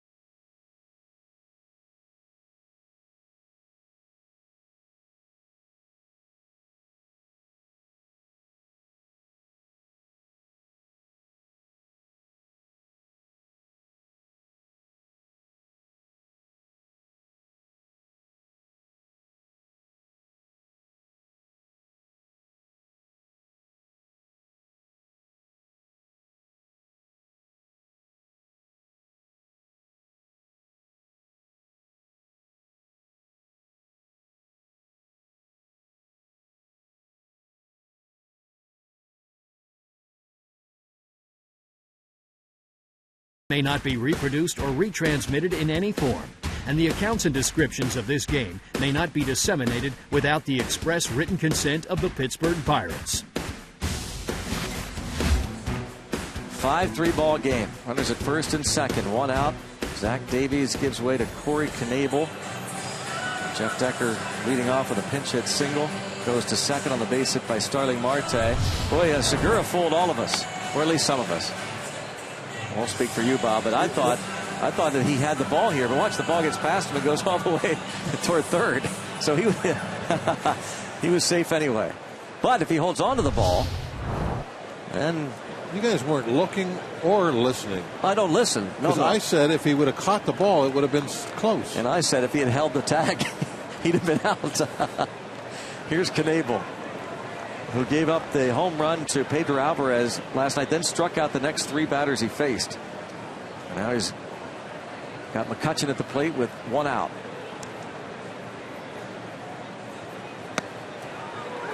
Starts him off with a breaking ball for a strike.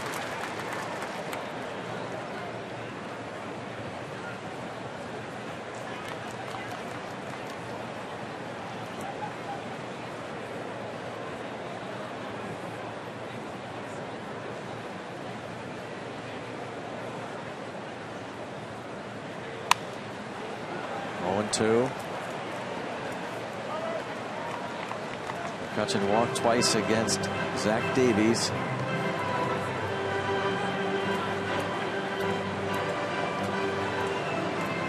Counsel, as I said, he would have loved to have the young man get through 5 innings so he could be the pitcher of record. But he just couldn't let him pitch to Kutch, and then of course Ramos is on deck.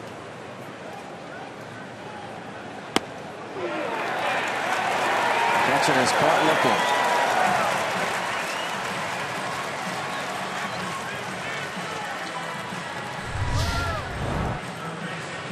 Here it is. All right on the inside corner.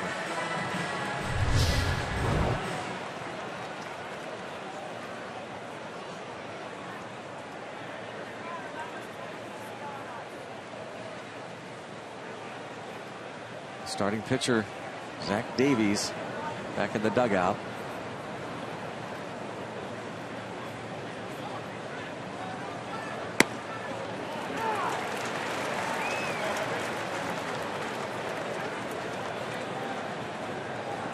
Be interesting to watch Davies and see how he fares as a starter.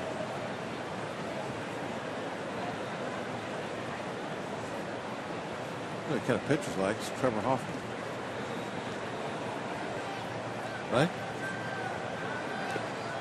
The Trevor Hoffman of the last several years, not the Hoffman that. Well, not the 22-year-old Trevor Hoffman. That's no. what I mean. The Hoffman that pitched in San Diego all those years. Yeah. Right? Change up after change up, and nobody could touch it.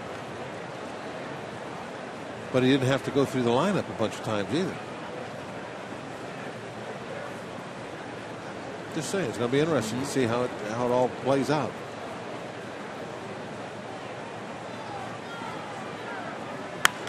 That is line down the line in left field, and that is a fair ball, but unfortunately it bounces over. That'll cost the Pirates 1 run. RBI double for Ramos Ramirez makes it 5-4.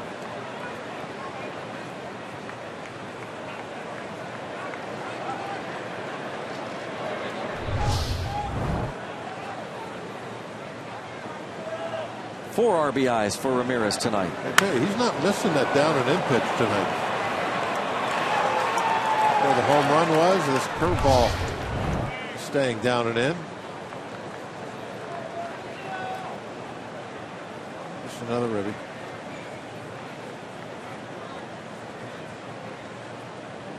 Now Gong struck out and lined out.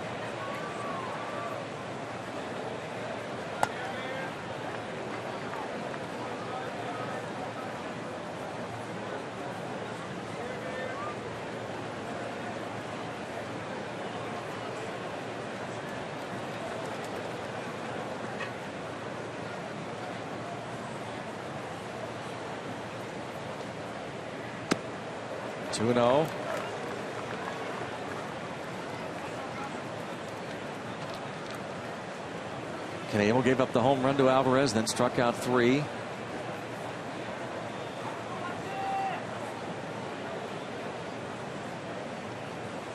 Acquired from Texas over the winter in the Ivani Gallardo trade.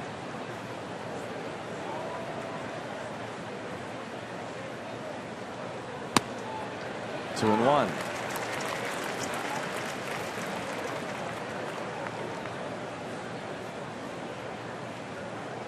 Jung Ho Kang has done a nice job against the Brewers this season. More fans on hand. We saw some last night. Signs for Jung Ho Kang. And popped it up. And the second baseman will come over foul territory. Herrera make the catch. Ramos Ramirez, unfortunately, that ball bounced out of play. Otherwise, it would be tied. He's doing his part. 5-4 Brewers.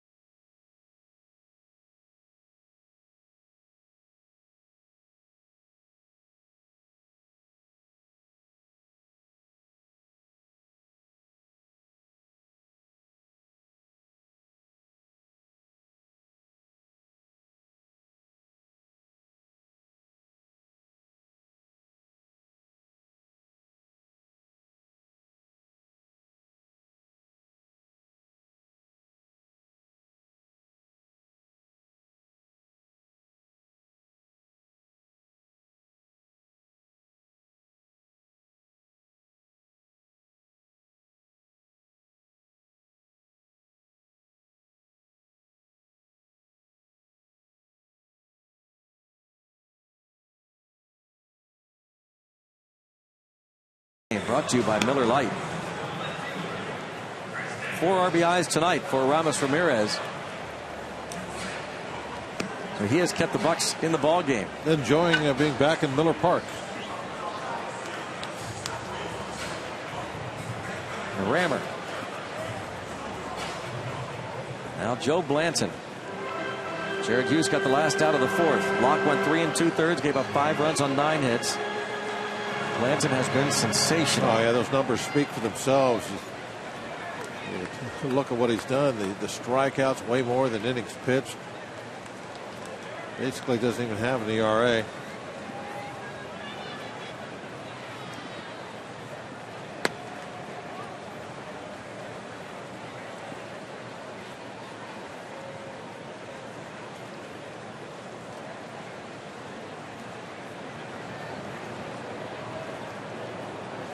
Chris Davis has doubled on a run and reached on an infield single.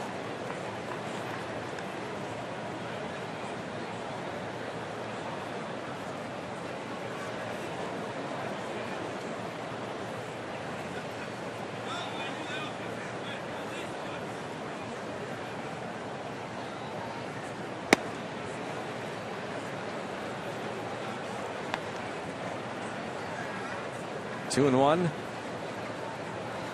Nashville, Tennessee native out of Kentucky. Joe Blanton, 34 years old. Popped up. And Blanton will give way to an infielder. This time it's Neil Walker. One away. Tonight's Barrel Automotive League leader stat. The National League pitchers coming into tonight with the longest active scoreless innings streaks. Pirates have 3 of the top 5.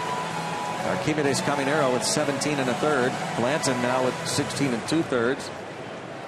Bartolo Colon, Tony Watson. Pirates hoping that continues tonight.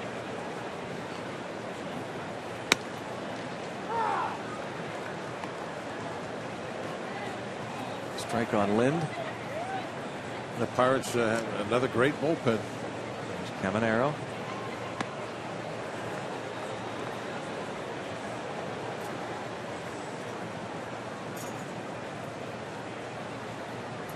Oh, 2 on Adam Lind.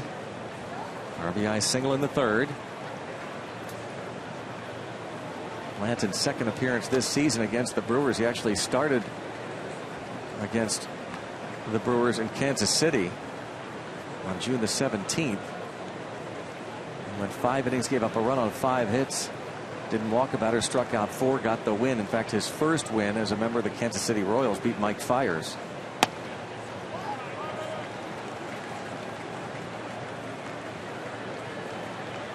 Two and 2.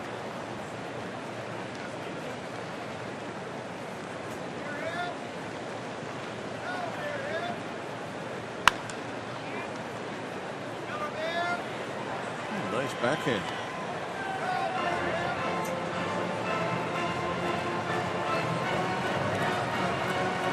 The scoreless inning streaks we talked about. You saw Caminero in the bullpen. There's Tony Watson.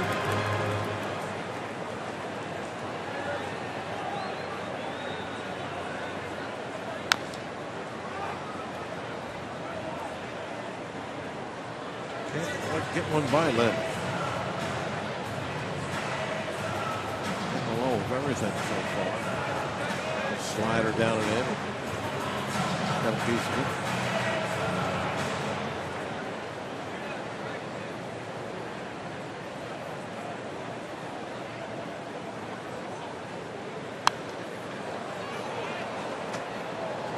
Wow, that was pretty close, Greg. Did you know that was coming at us? I did. Didn't you? No. I didn't know until it hit right in front of us. I was watching the program monitor in front of you. You know, there's times where I can see the ball's fouled back and I forget where we're sitting there. Oh, another foul, just getting a piece of it. If that ever happens again, say look out. I'm sorry, I didn't know you weren't looking. No, I'm looking right here at you. Yeah. Instead of right here. Yeah.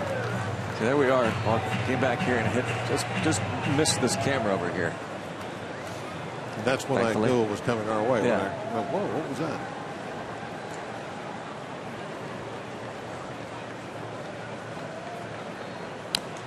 Another foul. So we got 9 pitches now.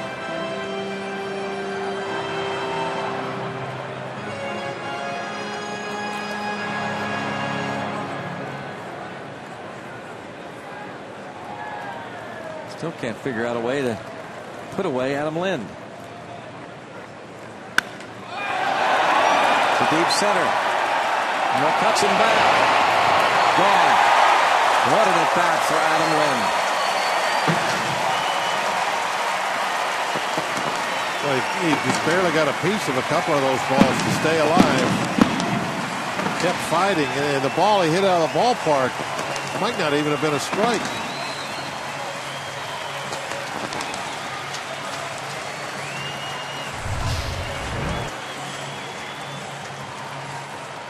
Ten pitches. Right on the very down corner of the strike zone.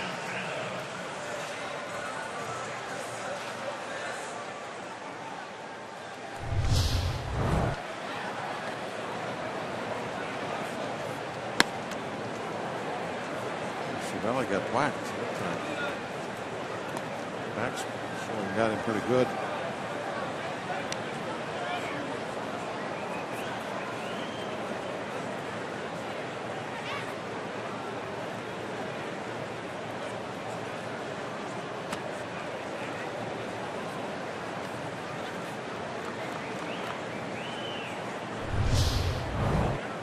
There's that swing of the batsman. Right on top of the helmet.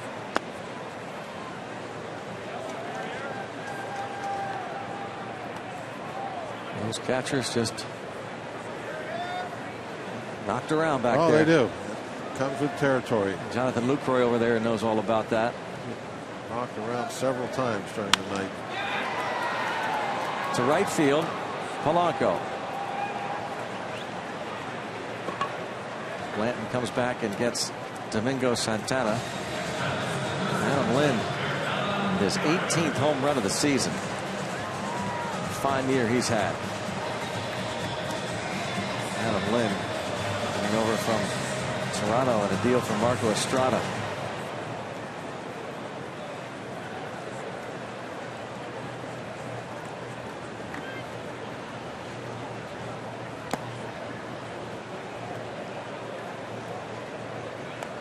Hernan Perez was 0 for 2 against Jeff Locke.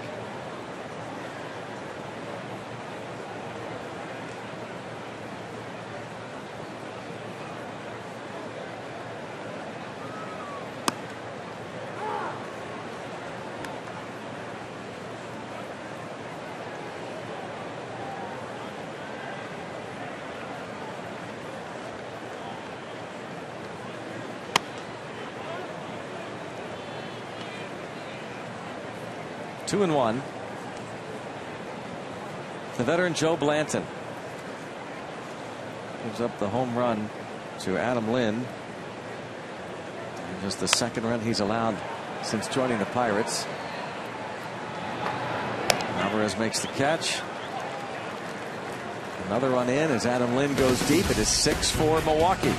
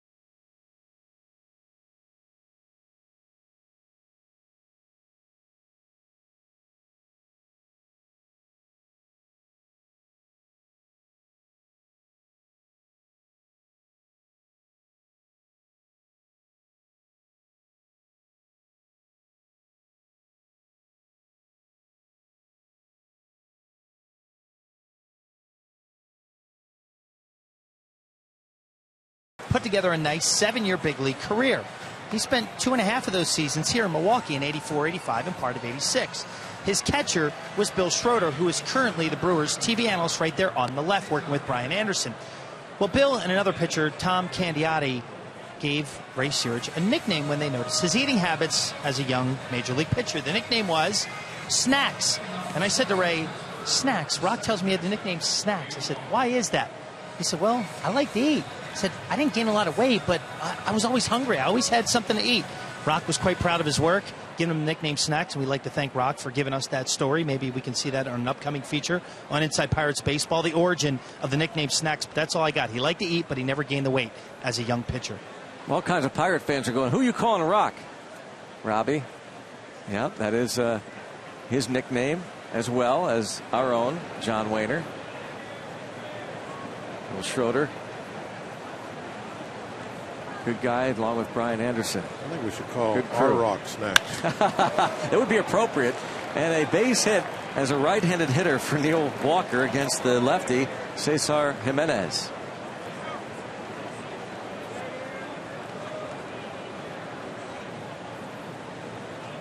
Just the 7th game. Jimenez. Claimed off waivers from the Phillies.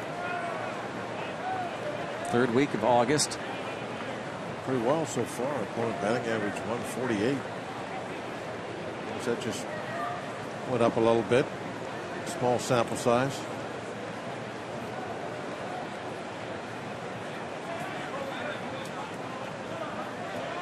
Alvarez facing the lefty.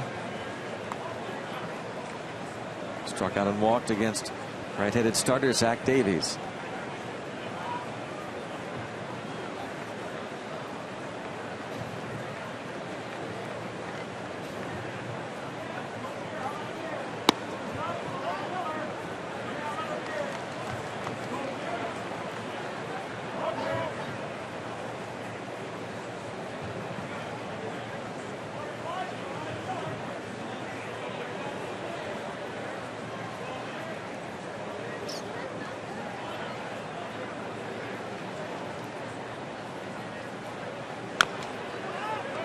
Two and one.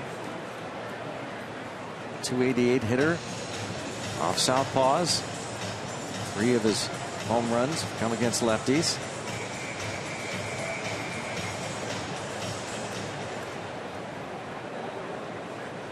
Matt Garza, as we said earlier, was going to be starting tomorrow night. Originally a few days ago when they listed some probables, talked about Garza pitching on Thursday, but they'll wait to pitch him on Friday. Brewers will be in Cincinnati on Friday. Pirates will be in St. Louis Friday night. Those Cardinals and Nationals are tied at 2 in the top of the 6th.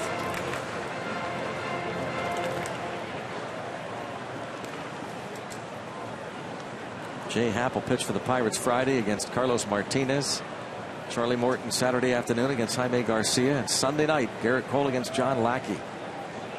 Jay Happ, what a job he's done. 3-1, 198 ERA. And 3-2 now on Alvarez. And with the Pirates down a couple here in the 6th, the big pitch coming up.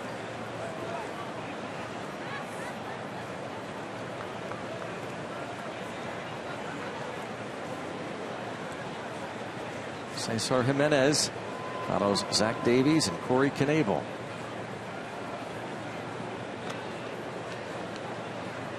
This is why sometimes it's very difficult to be that reliever. You can't ever really go for a heart of the strike zone pitch. You come into ball games, situations like this, he has to try and throw this ball on the edge, even risking a walk.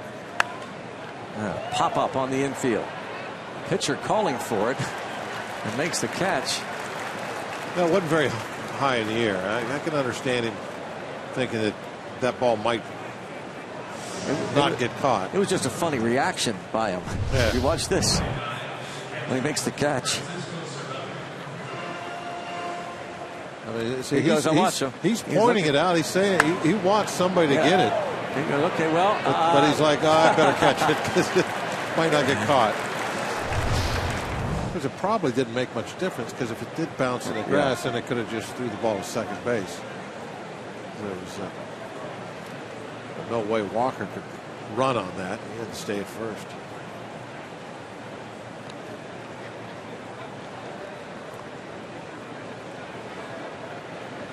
Cervelli lined out his last time up. We've seen pitchers catch 2 pop flies in the last few days. Might go all year and not see that. Yeah.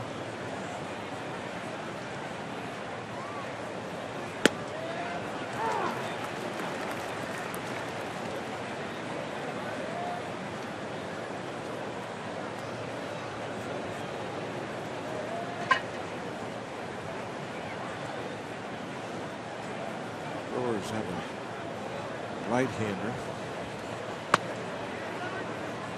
Morris is on deck. Not officially. Blanton officially is up next. Jeremy Jeffress gets ready.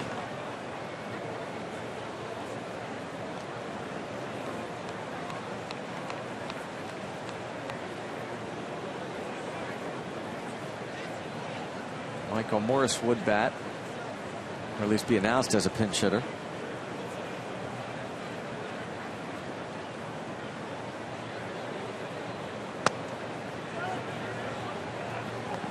As Cervelli battles Jimenez.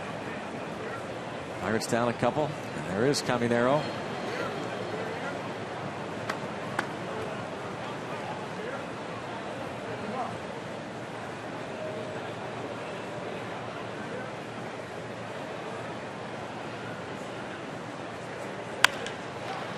Could be 2. It is. Jimenez pitches a scoreless 6th as Cervelli bounces into the double play.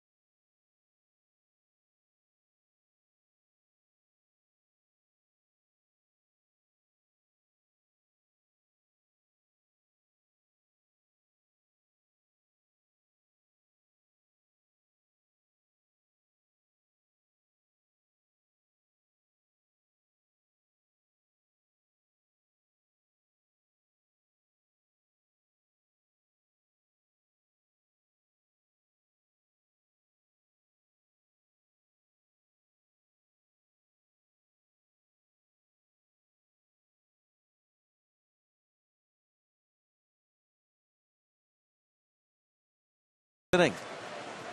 Brewers out hitting the Pirates 10-6. Both starters out of the game. Jeff Locke, disappointing 3 2/3. 9 hits, 5 runs. As Francisco Cervelli hits into the Chick-fil-A 6-4-3 inning-ending double play.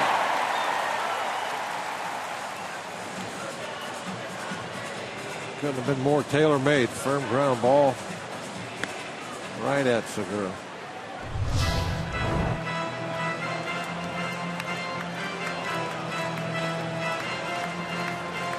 Back out there behind the plate now.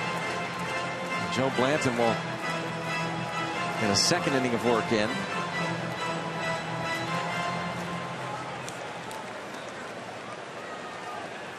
Faces Elian Herrera. Gave up the home run to Lind.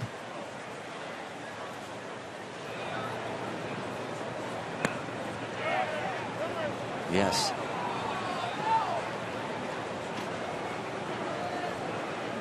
Third base umpire crew chief Bill Miller.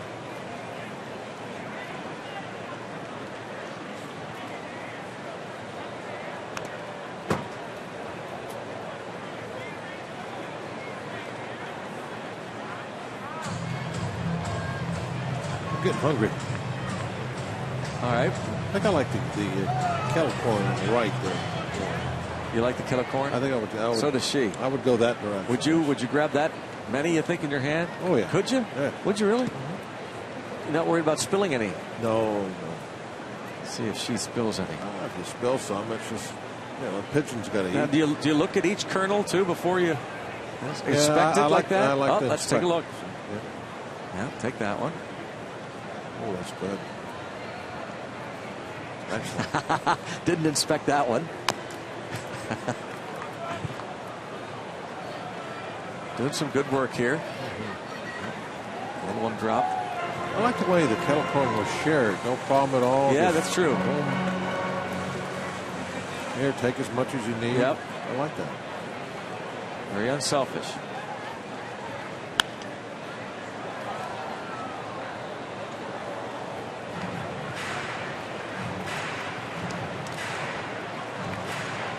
pretty good here. Kettle corn make you a little thirsty. Well, yeah.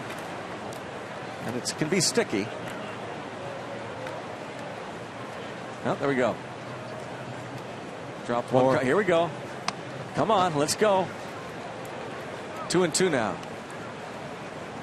Oh, there we go. Another good handful. That's good.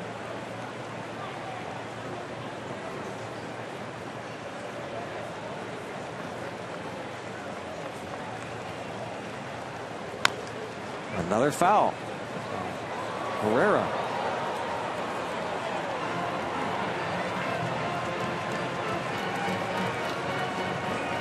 An occasional spill, but no problem. Well, so the pitchers have to eat too. That's Greg. right. Well, she'll just pick it right up, grab it.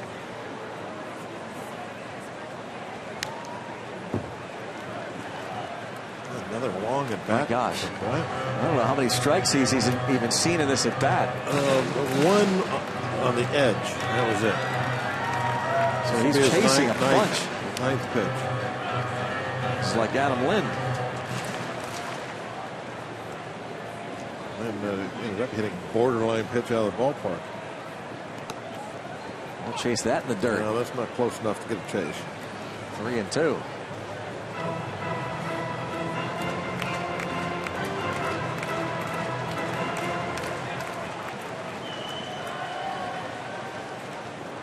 Shane Peterson, left-handed hitter, is on deck.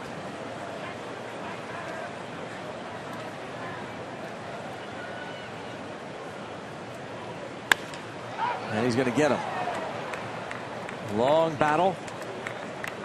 This time Blanton gets Elian Herrera.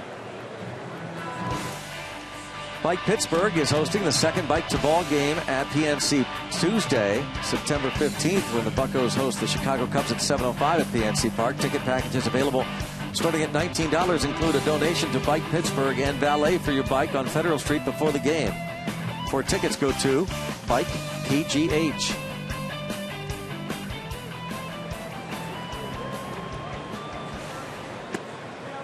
That is a day-night doubleheader. That Bike Pittsburgh is for the night game.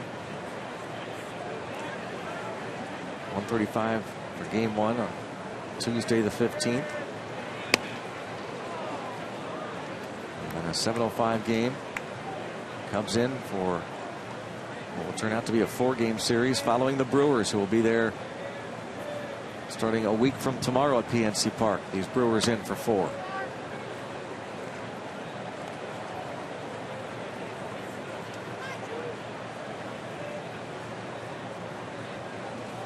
Now where are we heading?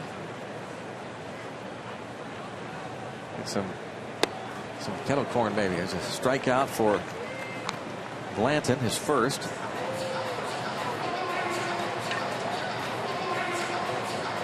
Nissan Road ahead tomorrow night, and check out the coverage beginning at 6:30. Earlier start time tomorrow night for Francisco Liriano on the hill against Taylor Youngman. Liriano against the Brewers, 6-5 in 14 career games. You know, we mentioned Taylor Youngman already made his big league debut against the Pirates earlier this season. Pitched very well. Alvarez over, Blanton, and Cervelli. Blanton went right to the railing. Talking to the Brewers. He got there quicker than what are you doing Alvarez over and here? Cervelli.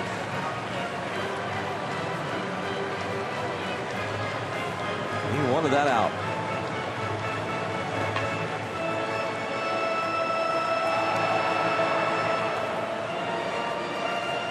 Well, he's been used to starting his whole career, so he's got all this energy. Yeah. He used to throw 100 pitches.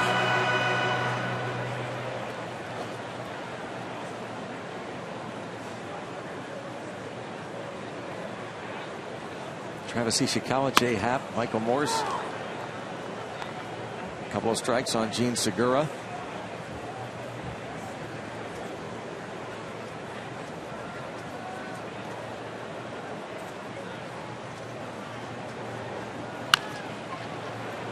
Walker coming in. 1, 2, 3. And she's still working on that kettle corn. Pirates still working on trying to come back, trailing 6-4.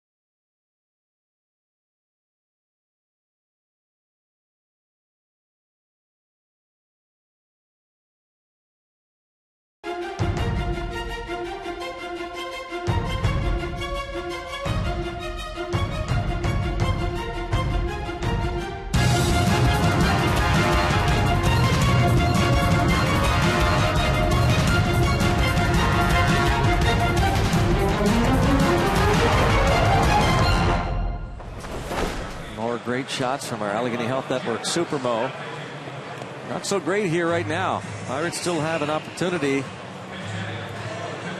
as we move to the 7th, but down by a couple. And well, Jeremy Jeffress takes over for Milwaukee. Jeffress, a fairly hard thrower, gets a lot of strikeouts. You can see he's got 51 and 51 innings.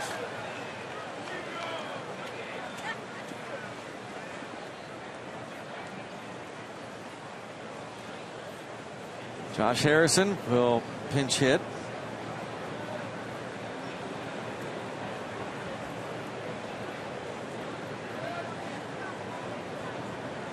One for 3 as a pinch hitter. .276 batting average for the season. We need table setters.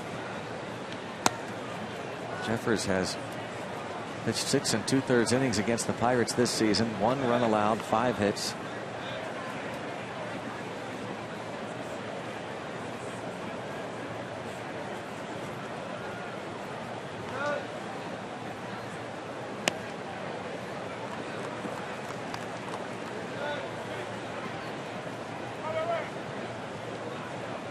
Career numbers against Pittsburgh: 1 run in 10 innings, 0.90 ERA against the Pirates. Jeffers.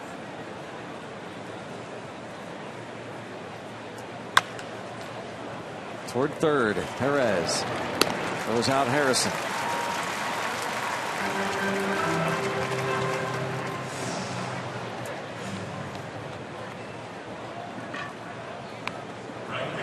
Jay Hay bounces out. Start the 7th. Now Gregory Polanco, who's 0 for 3 and 0 for his last 15.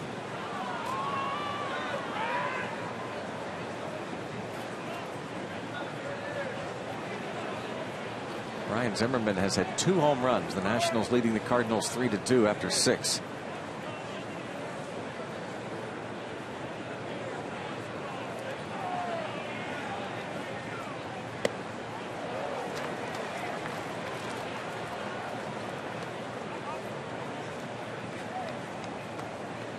Polanco had that great series in Miami, and then the first game of the series against the Colorado Rockies at PNC Park last Friday had 3 more hits,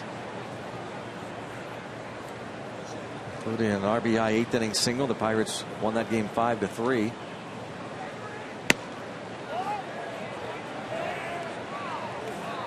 .97, 1 ball, 1 strike.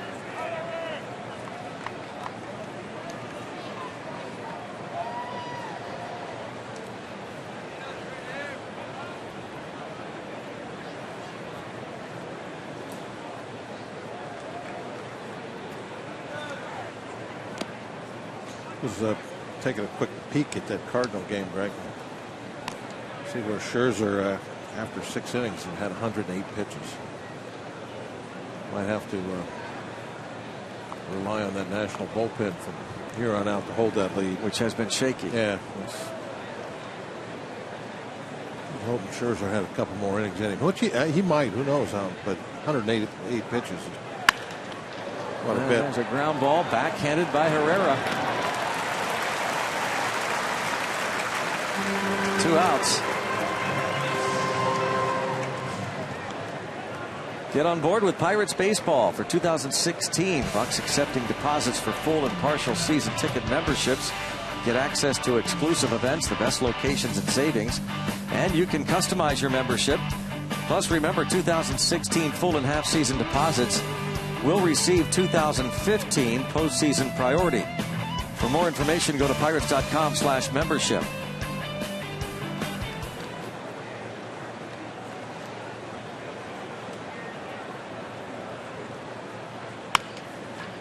Marte's going to bounce out. Boy, Jeffress, 1, 2, 3, 3 weak ground balls. Pirates still trail by a couple.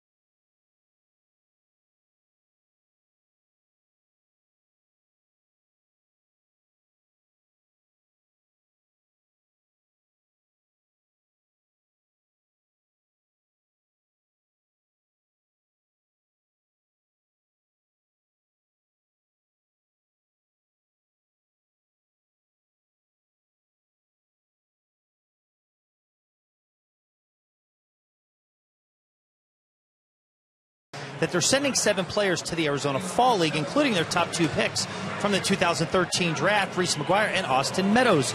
We'll talk about Austin Meadows for a second. He's going to look at his numbers with Bradenton. Performed quite well tonight. He went 2 for 4 in his Altoona debut. GM Neil Huntington basically said that he had a great year and he made great strides, and they wanted to get him a taste of the higher levels as well as the postseason.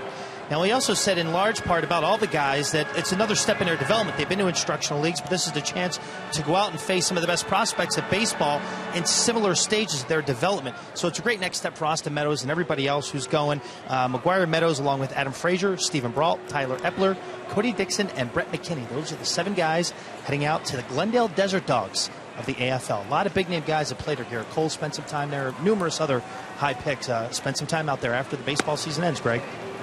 Well, Robbie, those guys seem to, well, they're obviously they're top prospects in every organization. That's a great league, and oftentimes those players, you mentioned a couple of them, turn out to have impact in the big leagues down the road. Lucroy against Archimedes Caminero, bounces out to the shortstop, Jung Ho Gong. And there they are, heading to the Arizona Fall League. Yeah, Greg, I think the Arizona Fall League has a Hall of Fame. But didn't McCutcheon get inducted into that this I believe summer? So, yeah. I mean, it really is kind of turned into a big deal. Yeah, the place to go 30 years ago was always, go and play winter ball someplace, Puerto Rico, Dominican, Venezuela, someplace like that. But now the big name prospects, they go to the Arizona Fall League now. Also saw that note, Justin Message, the Altoona Curve pitching coach, will be on hand there as well.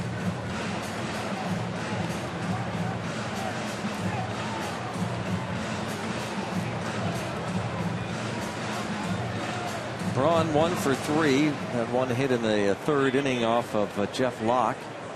Locke gave up 2 first-inning runs. A double by Gene Segura started it, then Jonathan Lucroy singled him home. Chris Davis a 1-out double, made it 2-zip. Braun got the action going in the 3rd inning with his base hit. Then Chris Davis had basically a swinging bunt single. Adam Lind brought home Braun to make it 3-zip.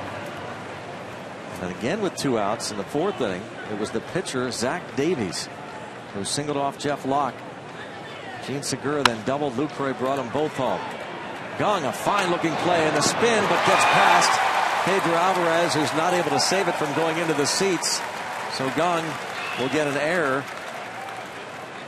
assuming a hit and an error. Yeah, that is most likely what is going to be the outcome. There's the 13th error of the season on Gong.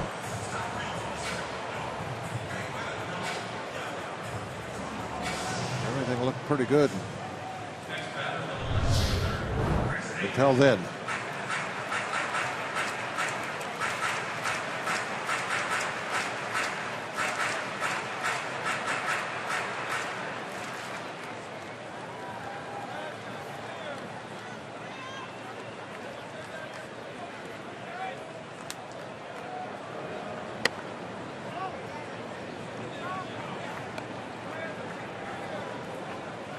Single E6.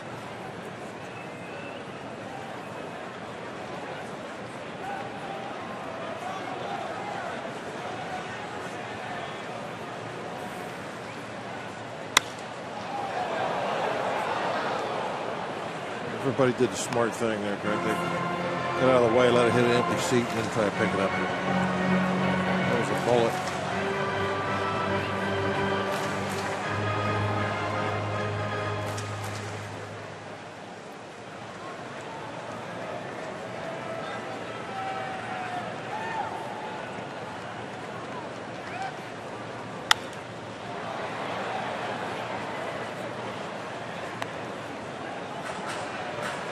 Ball, 2 strikes. We have a tweet. The booth, hashtag Bucks Booth. Popcorn Girl's brother was the Brewers starter tonight, right? Yeah, he's already showered in the stands. Yeah, that's a good one. I like that.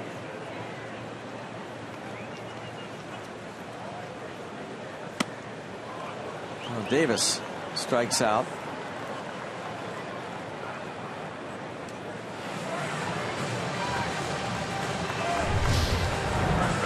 the century mark. Top of the strike zone at 100. That'll work most times.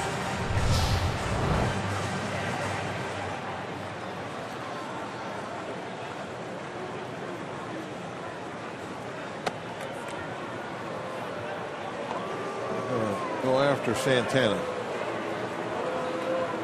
Intentional walk issued and ordered by Clint Hurdle. Makes all the sense in the world. Adam Lind, 4 hits in the series, RBI single in the 3rd, home run in the 5th. He'll face the rookie.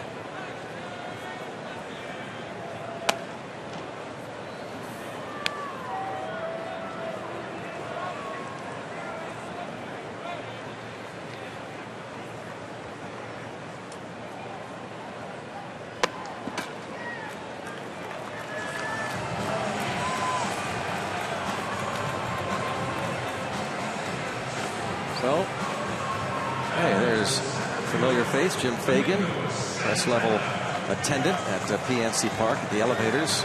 We see him almost every night. His wife Lynn in from Pittsburgh. 3 rows in front of us here. Yeah. Right down in the front. Waved to us a while ago. Hashtag Bucks Booth, he might be letting us know. We get a chance to actually see Jim before the ball game. Here for a couple days. Domingo Santana facing Caminero.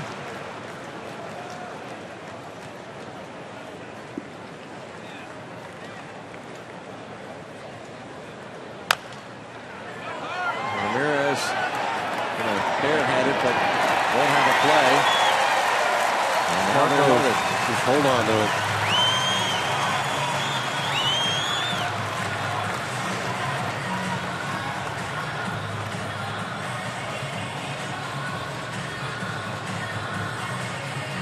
Infield hit for Santana. Now Scooter Gennett is going to pinch hit for Hernan Perez.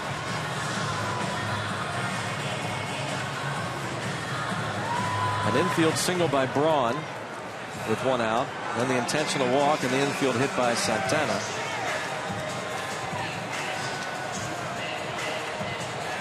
Scooter Gennett.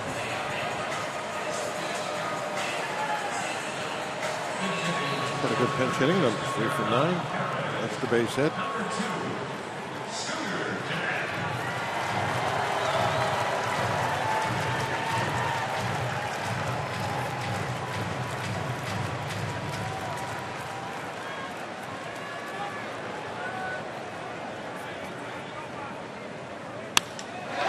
Toward right center field. A low base hit.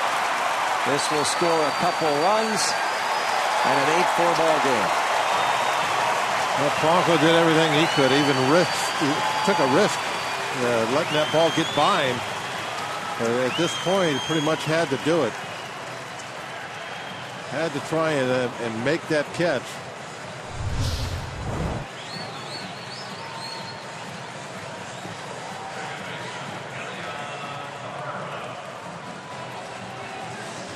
Almost, looked like maybe about 10 inches or so he needed to be just a little bit closer. But I mean, that was a big gamble for him to take. That ball bounces by, and it's big trouble. But at that point, what the heck? You got to catch it. You're already down by 2. You got to try to end the inning right there. And bounce to Walker and on to first. Well, a couple of infield hits. Caminero gives up a pair.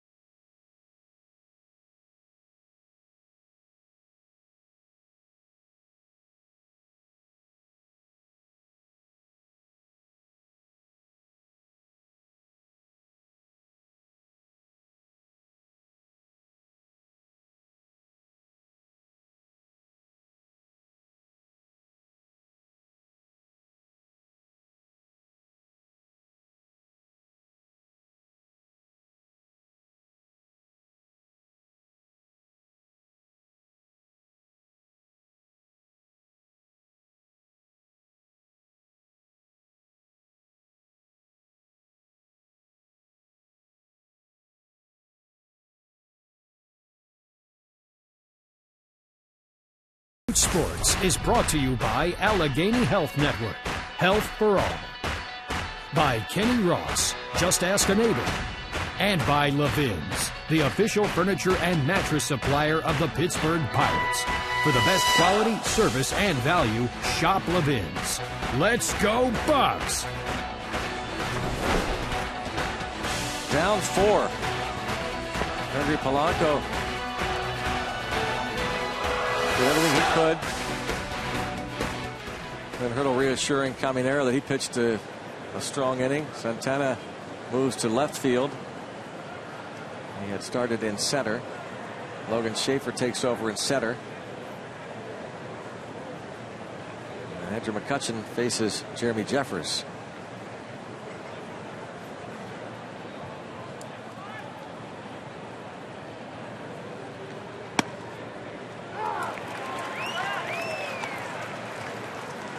Elian Herrera moves from second base, goes to third.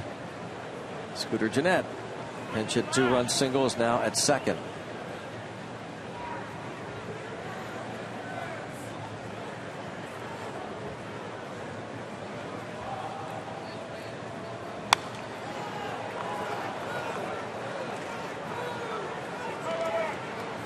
McCutchen walked twice and struck out looking.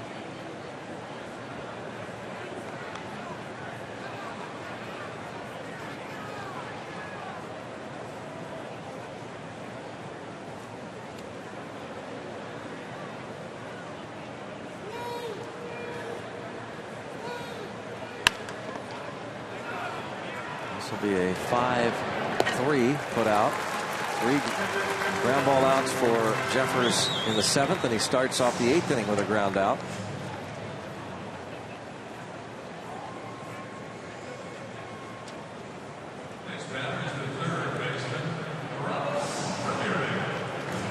There's Aramis Ramirez. Well, with his numbers against us, this is not the guy you would like to have to mount the comeback against. You can't pick who they bring in.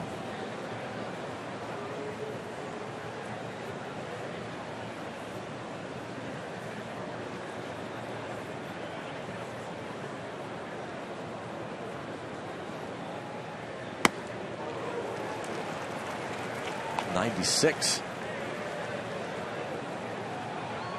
This is the man that's supplied the runs for the Pirates. Aramis Ramirez, 3-run homer in the 4th, RBI double in the 5th. Could have been a 2-run double, but the ball bounced out of play.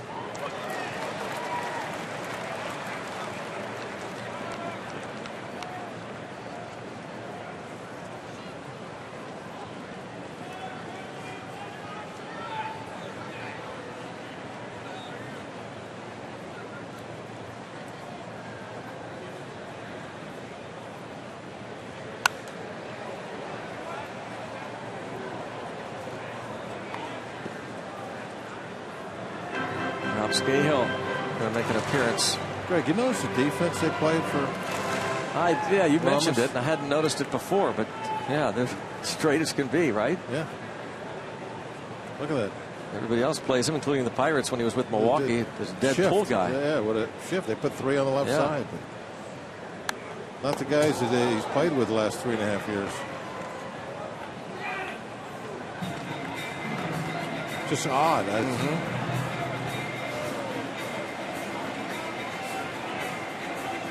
Definitely must go against the book on this one.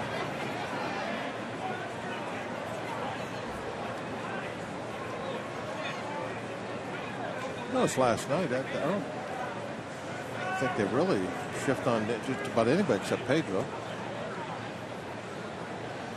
And what's really odd about it is they've been the team that's probably shifted more than anybody else over the last handful of years. Well, thanks to Ron Renicky, brought the shift to the left side. That very shift we're talking about. Right-hand hitter. It was Renicky that brought it to the National League, putting 3 infielders on the left side. Now that Renicky's gone, it's interesting. Yeah, they're just playing like just normal positions.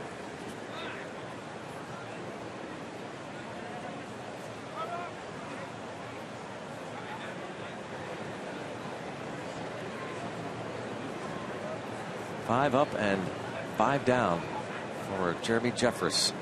5 ground balls. Pirates are 4 outs away now from losing 3 in a row for the first time since right after the All-Star break, when they came here to Milwaukee and were swept in the 3-game series, July 17th, 18th, and 19th. The other way, Braun. 6 up, 6 down for Jeffress.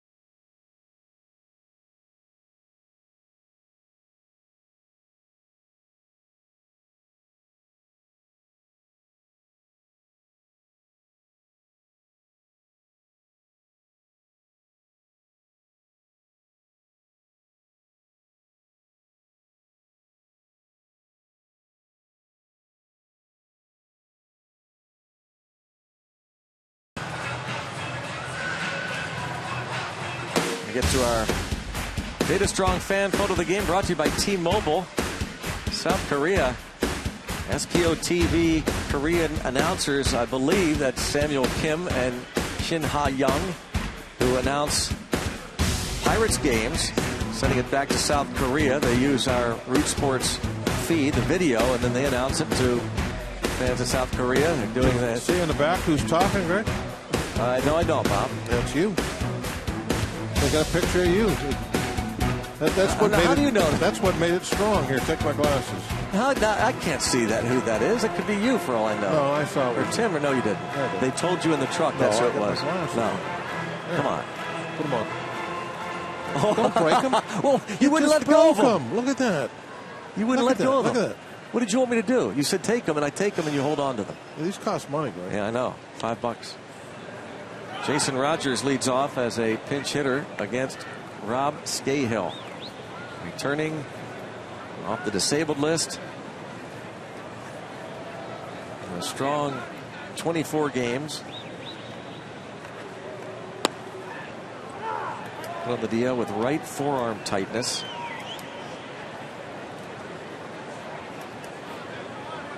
On June the 26th.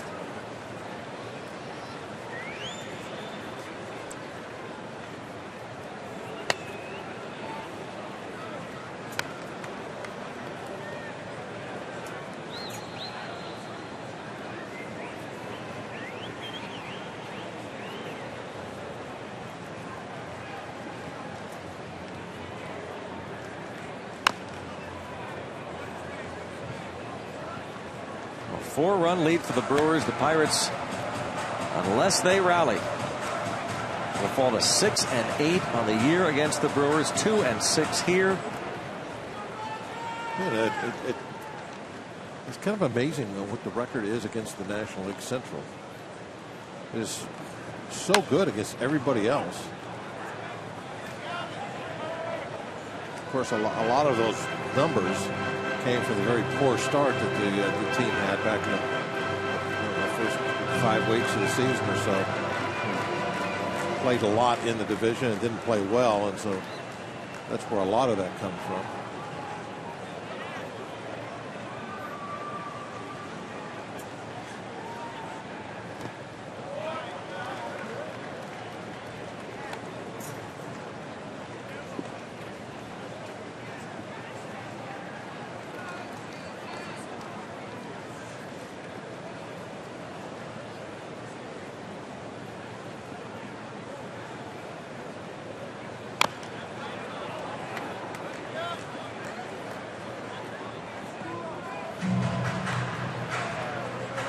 It is a 3-3 game in St. Louis.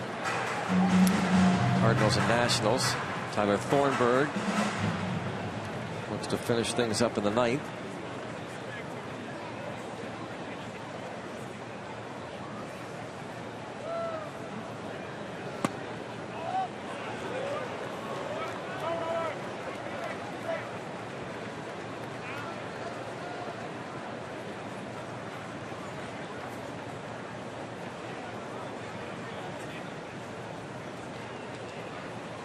There's Batman.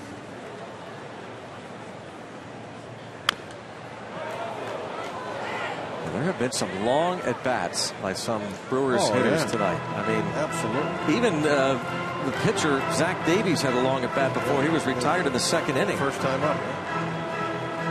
There's Zach Davies. No, that's not Zach Davies. Starter. Still working on that kettle corn. Yeah. That's got to be some of the best there is. We've gotten a. Is that Jack's kettle corn? I think so. Oh, ball 4. Long at bat.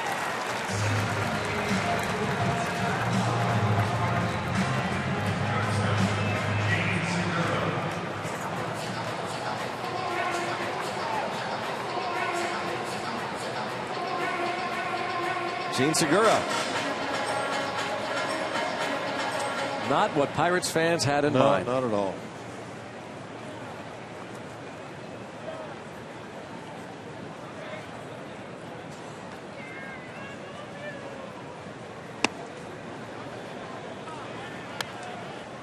Well, for a long time, this ballpark was nothing but nightmares. Kind of gone back to that this season.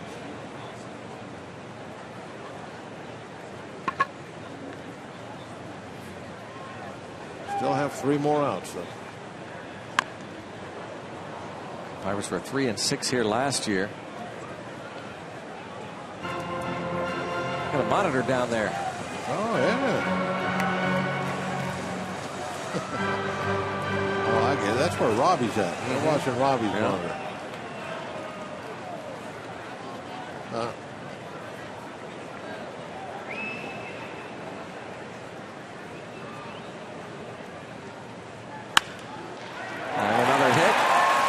The other way is Gene Segura. His 3rd hit of the night and 5th hit of the series.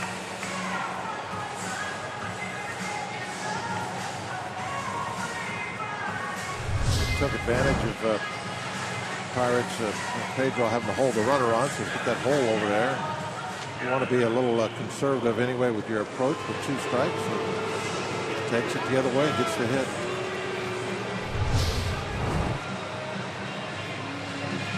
The old 2-strike approach, Greg. Heard a million cliches in baseball. That was one of the first ones that I picked up. Didn't know what it meant for a long time. They don't really tell pitchers anything about hitting, so you don't. It's like Davies. You come through the minor leagues, you get to the big leagues. You've had like 5 at bats in the last 4 or 5 years. Kind of thought they got away from that, though. I guess maybe if you come up with an American League team, though, it's still like that.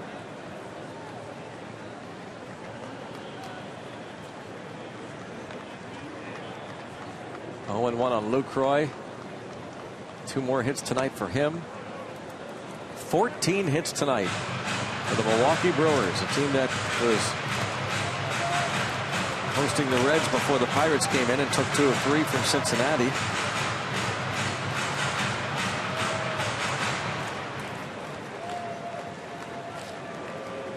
I mean, even when you go in and play in Milwaukee and Cincinnati, you got to realize there's still some quality players on both those clubs. They made some trades, sure, but guys like the guy at the plate right here, Lucroy. There's a line drive to left. Marte makes the catch. Lucroy has 2 hits and 2 lineouts. You know, most of the team that led the division for most of the season last year is still here in place. A lot of the team, anyway.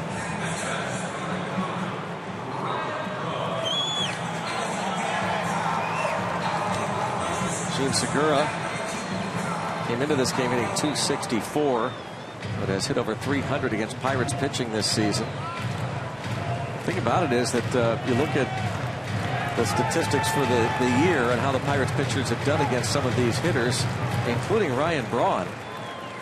Came into this series hitting about .200 against Pirates pitching.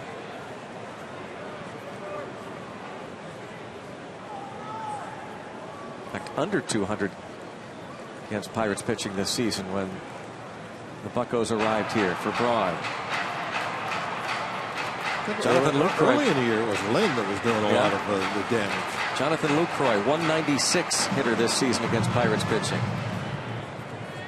Hernan Perez, 1 hit in 14 at bats this year. Lind, 176 hitter against the Pirates. Really?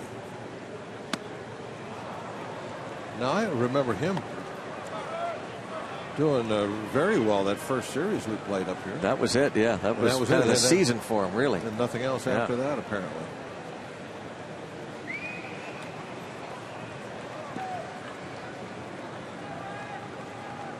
I would have guessed that he was hitting 300 off us. Last night they scored 7 runs, 10 hits. Tonight, 8 runs, 14 hits. This Pirates pitching staff, Garrett Cole went just 4 innings last night. Charlie Morton went 6 innings on Sunday, but gave up 5 runs, 3 earned. Jay Happ 5 2/3 innings on Saturday. We'll really need a strong start tomorrow from that man. Ground ball, base hit, another run will score. 9-4, and the Brewers pour it on. Braun's 3rd hit of the game.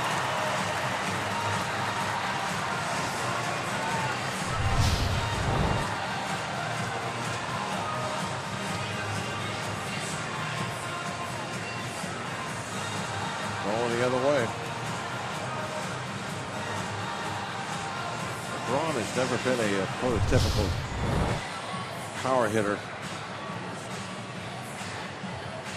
Seems like he's always been more than agreeable to trying to go to right field. That's going to be it for Rob Scahill. Lefty Bobby Love from Boyce coming on.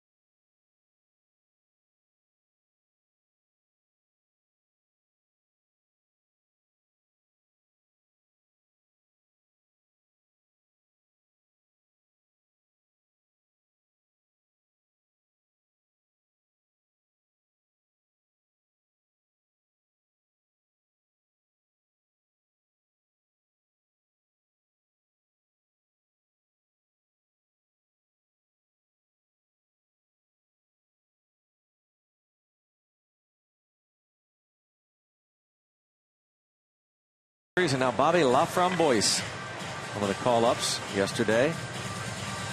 Numbers this season with Indianapolis. A real brief stint with the Pirates. Laframboise got the final out of the 8th inning last night. And he will face the left-handed hitting Logan Schaefer. Clint Hurdle might be asked about the decision not to bring in a lefty when Scooter Gennett was announced as the pinch hitter in the 7th inning. Instead, Caminero faced him and gave up the 2-run single that made it 8-4. Laframboise got that sidearm type delivery. Really bothers a lot of left-hand hitters. Schaefer hitting .231 against lefties. Gennett hitting .103 against left-handed pitching. Schaefer actually hits .167 against righties. And a pop up for the second out.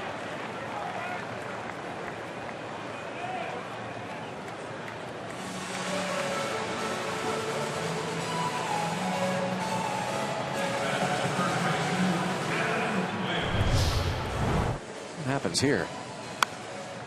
Oh, the bat's gone. Doesn't know where the ball is. Doesn't know where the ball is. All he knows now is he's out. He's lost.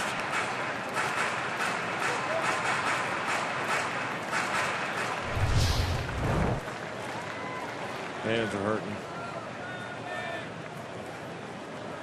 Not a good at bat.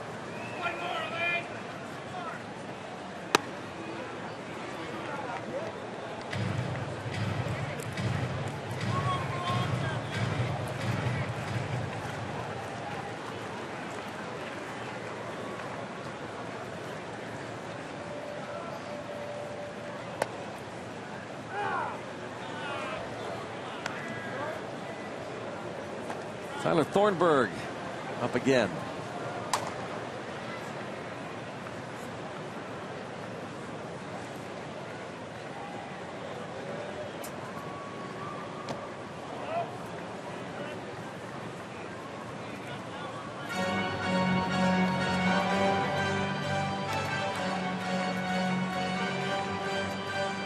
Yeah, definitely.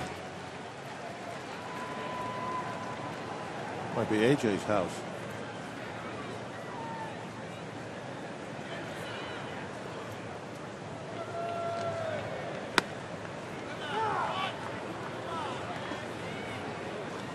A couple strikes on Lind. Pirates picked up Laframboise last summer.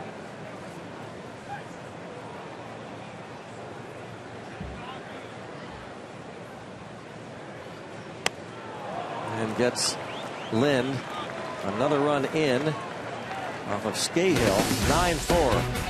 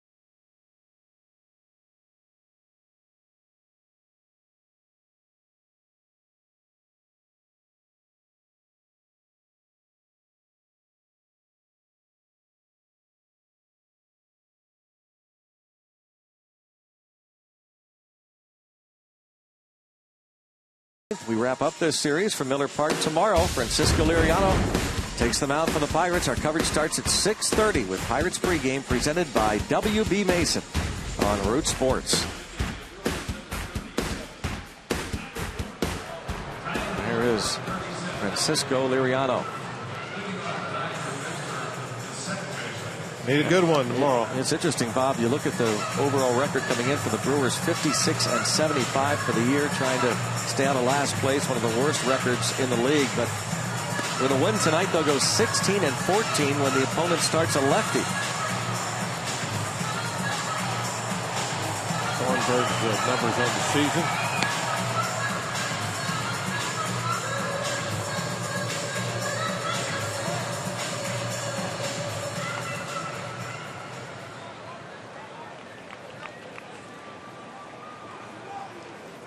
Pittsburgh kid is leading off.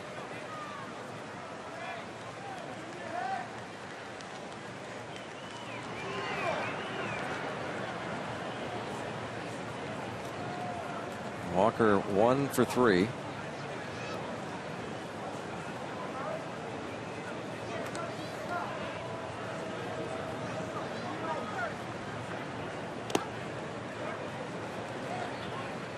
Thornburg bounces that first one up there. And watching him warm up, Greg, he bounced quite a few of them, and he bounced one that barely even made it off the grass.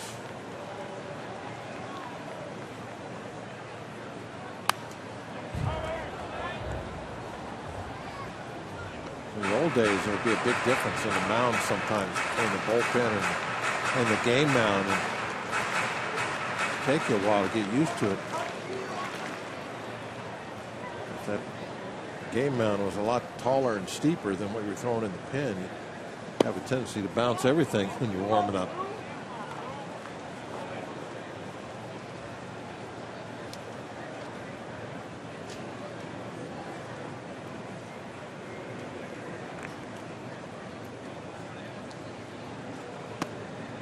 Three and one. That's something you don't really hear too much about, Greg, is that you talk about the way baseball's changed. How about the way the playing surfaces have changed? They're just dramatically. There would be a couple ballparks in the whole league where people would just rave and say, "Oh, this place is incredible. The way it looks and it's plays." Now every single ballpark in baseball is like that. I mean, it wasn't like that all that long ago. You'd have some bad infields, a lot of bad hops. No bad hops there. The grass, you'd see dry areas and bare patches. Well, these are as smooth as the artificial surfaces back in the day. You could go back and look at some of the old World Series footage, and there's some. You could see almost bare spots in some of those outfields in the outfield in Baltimore. 71 and 79 at Old Memorial Stadium in Baltimore. Speaking of being back in the day, this date in Pirates history, 1972, Roberto Clemente with his 2,971st hit broke Hannes Wagner's franchise record with a 3-run homer off the Giants' Sam McDowell at the bottom of the 4th inning. An eventual win over the Giants. There's a hard thrower. Sudden Sam McDowell. Sudden Sam. A record that held for 55 years in Pirates history. A line drive to right. This will be out number 2.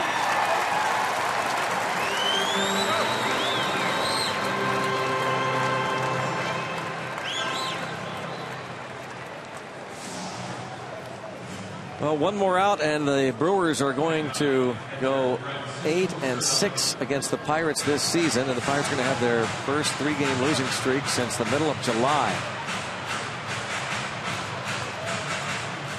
Hurl and the Pirates bum-fuzzled.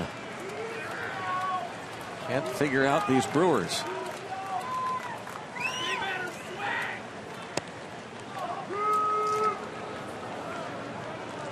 Cervelli 0 for 3.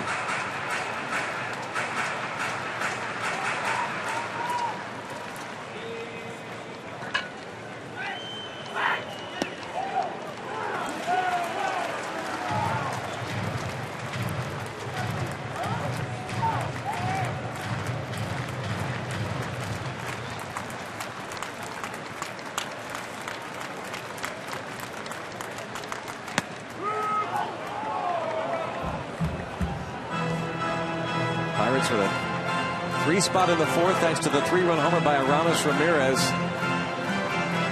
But then in the bottom of the 4th inning, you look back at this ball game after 2 were out. Jeff Locke gave up the hit to his mound opponent. And then the double to Segura and the 2-run single by Lucroy. That was so deflating. After the Ramirez homer tied it. Remember the Lucroy at bat too? He really pitched well, setting him up. He had that little cluster up and in, up and in, up and in, and really pound him in, set him up for something down and away, and that's where the target was. And he just made a bad pitch right down the middle, and Lucroy lined it for a single. And that really was an awfully big part of this game, that at bat. Obviously, Adam Lind has had a productive series. Home run off of Joe Blanton was big. He had the RBI single in the 3rd.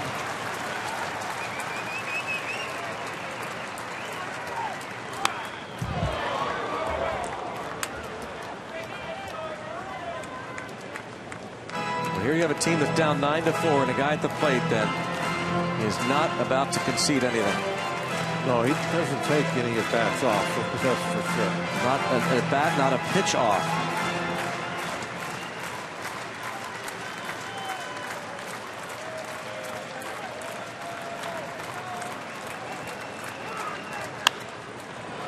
This is going to do it. Jeanette out in shallow right, calls for it, and the Brewers win again over the Pirates. Just incredible. Pirates just destroying the National League West and the National League East. But the struggles against the Central continue, and it's not like the Central's going away. They have to play these Brewers and, of course, the Cardinals and the Reds on this road trip. I don't think it's the case, but I know, some people might bring it up. The Pirates coming in here to Milwaukee looking to St. Louis. And, looking beyond this 3-game series, because the St. Louis series, we've all been talking about it for probably a good 10 days or so now, about how important and how big it's going to be. And the Pirates now are going to go in there almost looking like you got a sweep. And the way things have gone here in Milwaukee. Neil Huntington, when we talked to him on the radio show on Sunday, asking about the rotation and why not set up